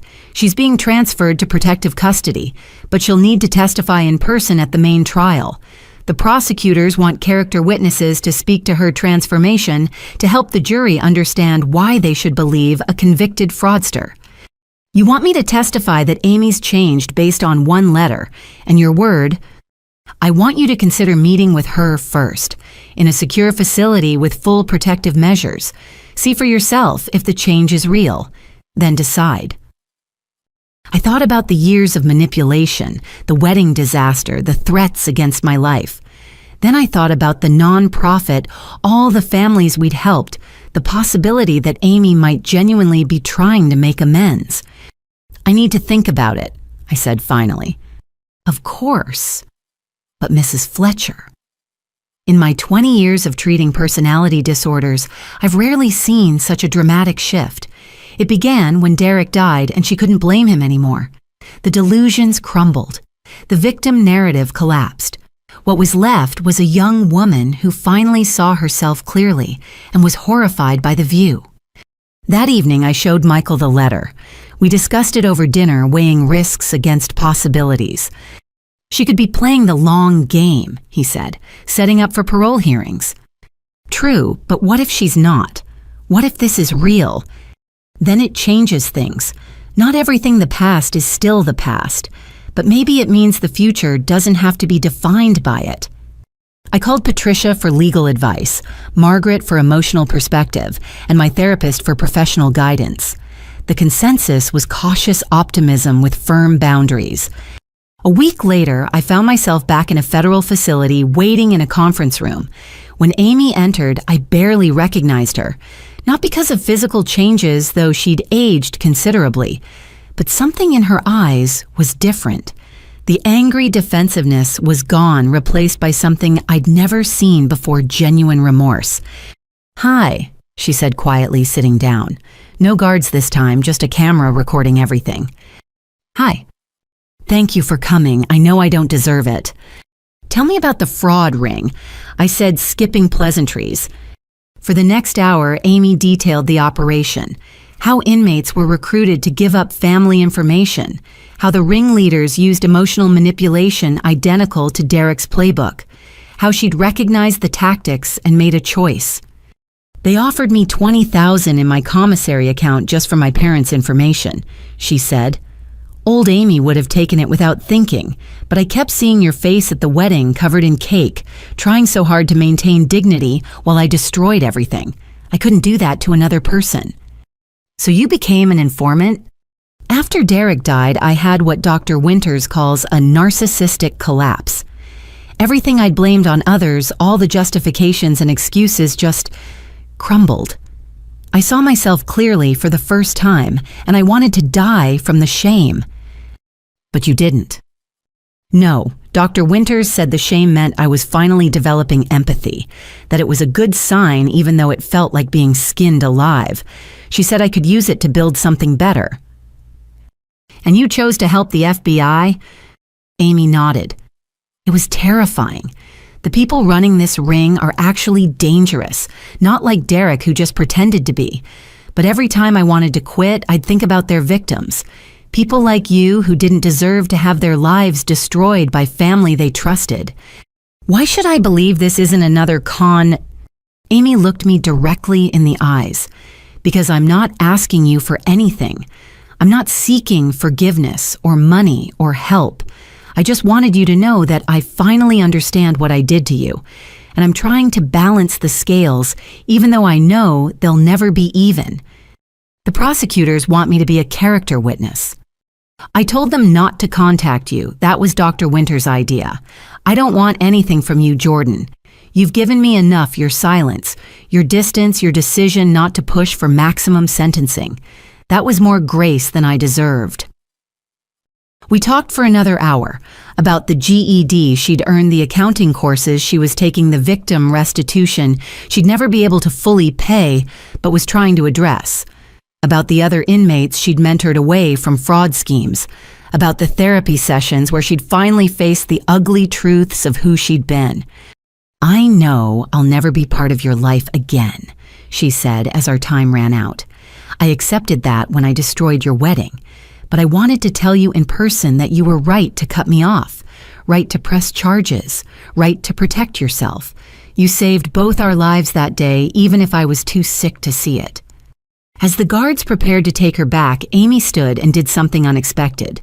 She bowed her head slightly, a gesture of genuine respect. Be happy, Jordan. Be free. Be everything I tried to stop you from being, and know that somewhere your little sister is finally growing up and wishing you well. I left the facility in emotional turmoil. The sister I'd known was gone, replaced by someone taking accountability and trying to make amends. It didn't erase the past or rebuild trust, but it offered something I'd never expected: closure. 2 weeks later, I submitted my character witness statement.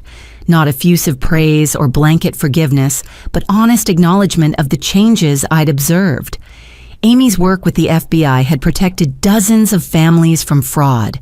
That meant something even from someone who'd perpetrated those same crimes. The trial made national news, a massive fraud ring exposed by an unlikely informant. Amy testified for 3 days, detailing everything, despite visible threats from the defendants. Her testimony helped convict all 17 ringleaders. The judge at the trial commended her courage, but noted it didn't erase her own crimes. Amy responded that she wasn't seeking personal benefit, just trying to prevent others from following her path. Afterward, the lead prosecutor told me Amy's cooperation had been the most extensive and effective they'd ever seen from an inmate informant. Your sister saved a lot of people from financial ruin, he said. I thought you should know that. That night, I updated my victim impact statement for Amy's file one more time. I wrote about redemption being possible, but trust being earned over years, not moments. About protecting future victims being admirable, but not erasing past harm. About hope for her continued growth while maintaining my boundaries. Amy still had 8 years left on her sentence. 8 years to prove this transformation was real. 8 years to build a life centered on accountability rather than blame. And maybe when those 8 years were done, we could meet as strangers and see who we'd both become. Not sisters anymore, that relationship had been irreparably broken, but perhaps two women who'd survived the worst of each other and chosen to grow beyond it. For now, that possibility was enough. 5 years after my wedding disaster, I stood in my dining room setting the table for Thanksgiving dinner. The china-gleamed autumn centerpieces adorned every surface, and the smell of turkey filled the air. But this wasn't the tense, dysfunctional gathering of my childhood. This was something we'd built from the ashes, imperfect but honest, careful but real. Michael carved the turkey while his sister Michelle managed her twin toddlers with practiced chaos. His parents Robert and Helen chatted with my father Thomas about their recent golf game. Patricia, now part of our chosen family, helped Margaret bring dishes from the kitchen. Sarah and Jennifer, my constants through everything, poured wine and kept conversation flowing. The doorbell rang and conversation paused. We all knew who it would be, the delivery service we'd arranged. Michael retrieved the package, a small box addressed to me with no return label. Inside, wrapped carefully, was my grandmother Dorothy's jewelry box, the one Amy had stolen years ago, along with everything inside. A note was tucked beneath it. Found through estate sale listing. Purchased with legal earnings from prison job.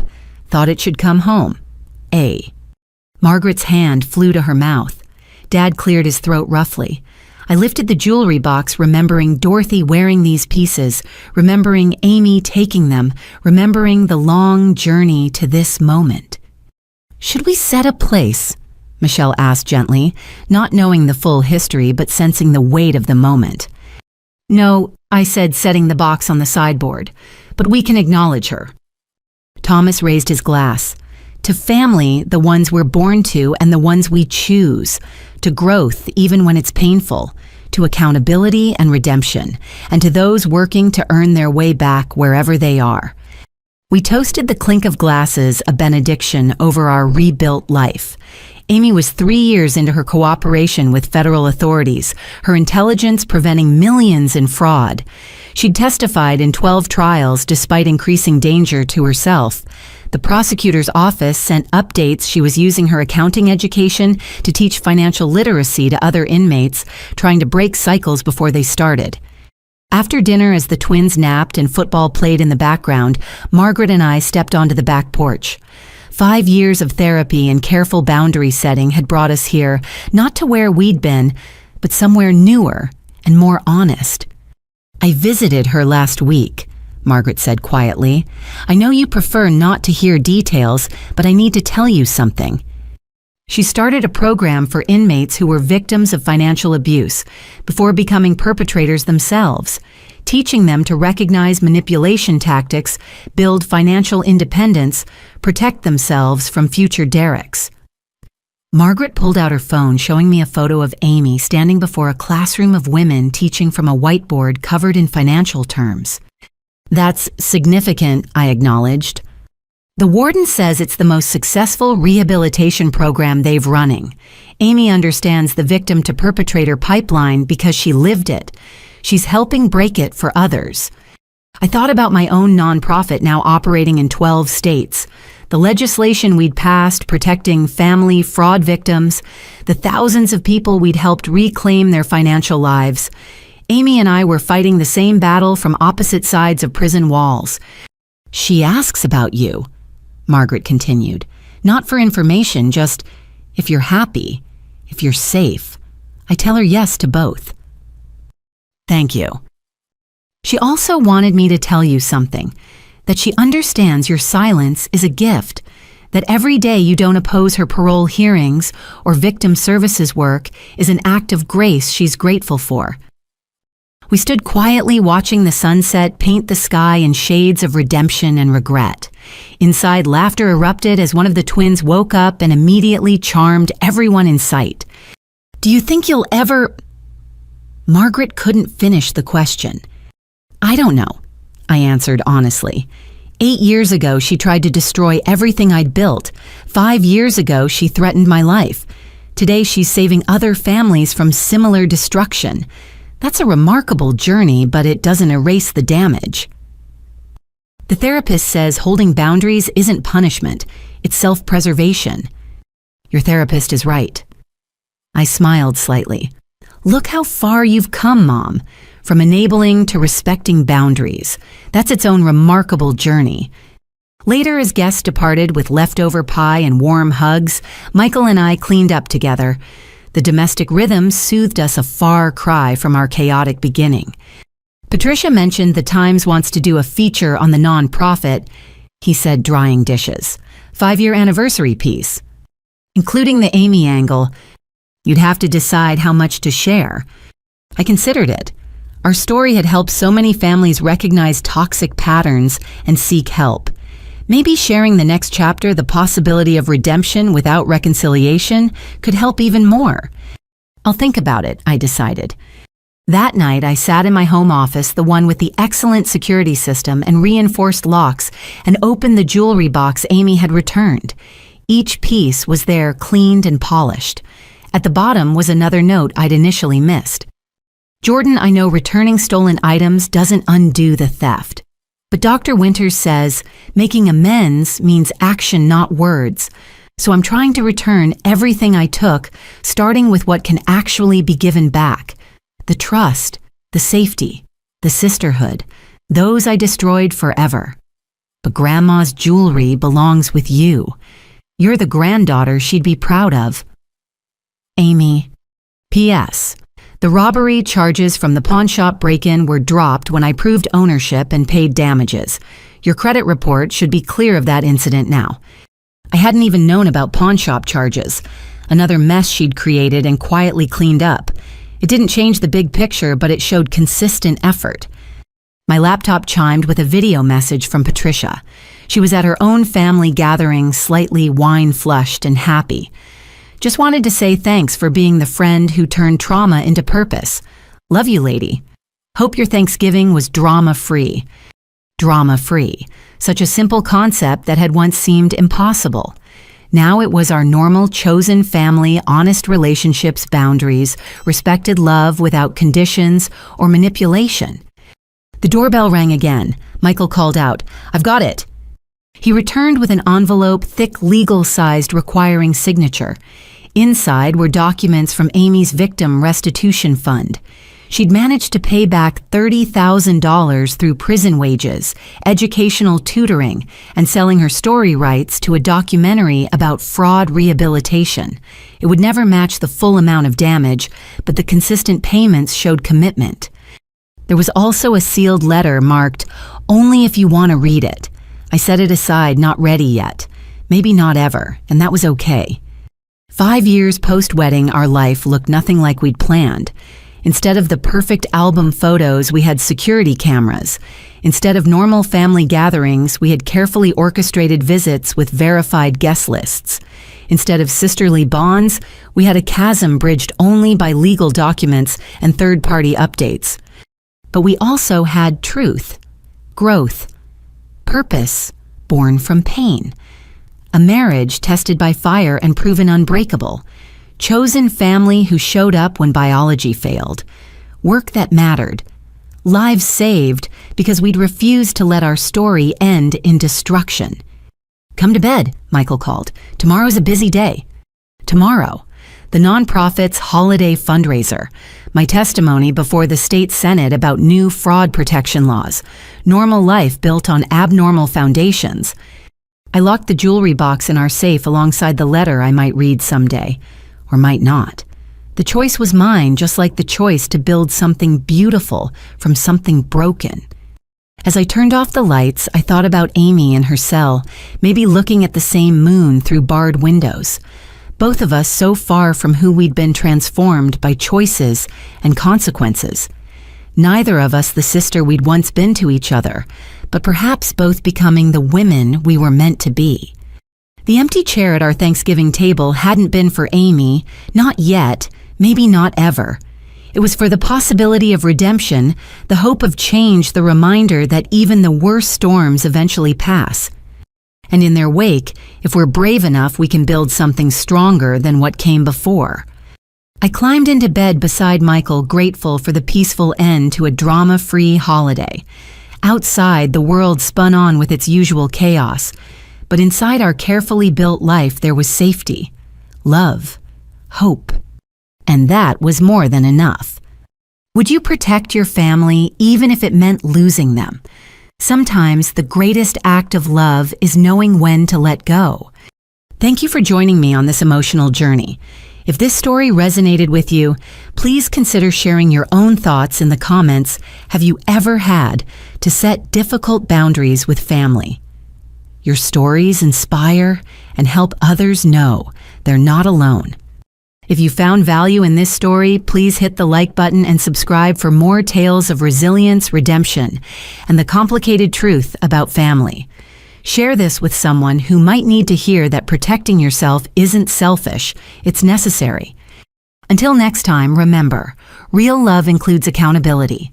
True family respects boundaries, and sometimes the hardest choices lead to the greatest freedom. Wishing you all the strength to build the life you deserve, with or without those who refuse to honor your worth. Be safe, Be strong and never apologize for protecting your peace.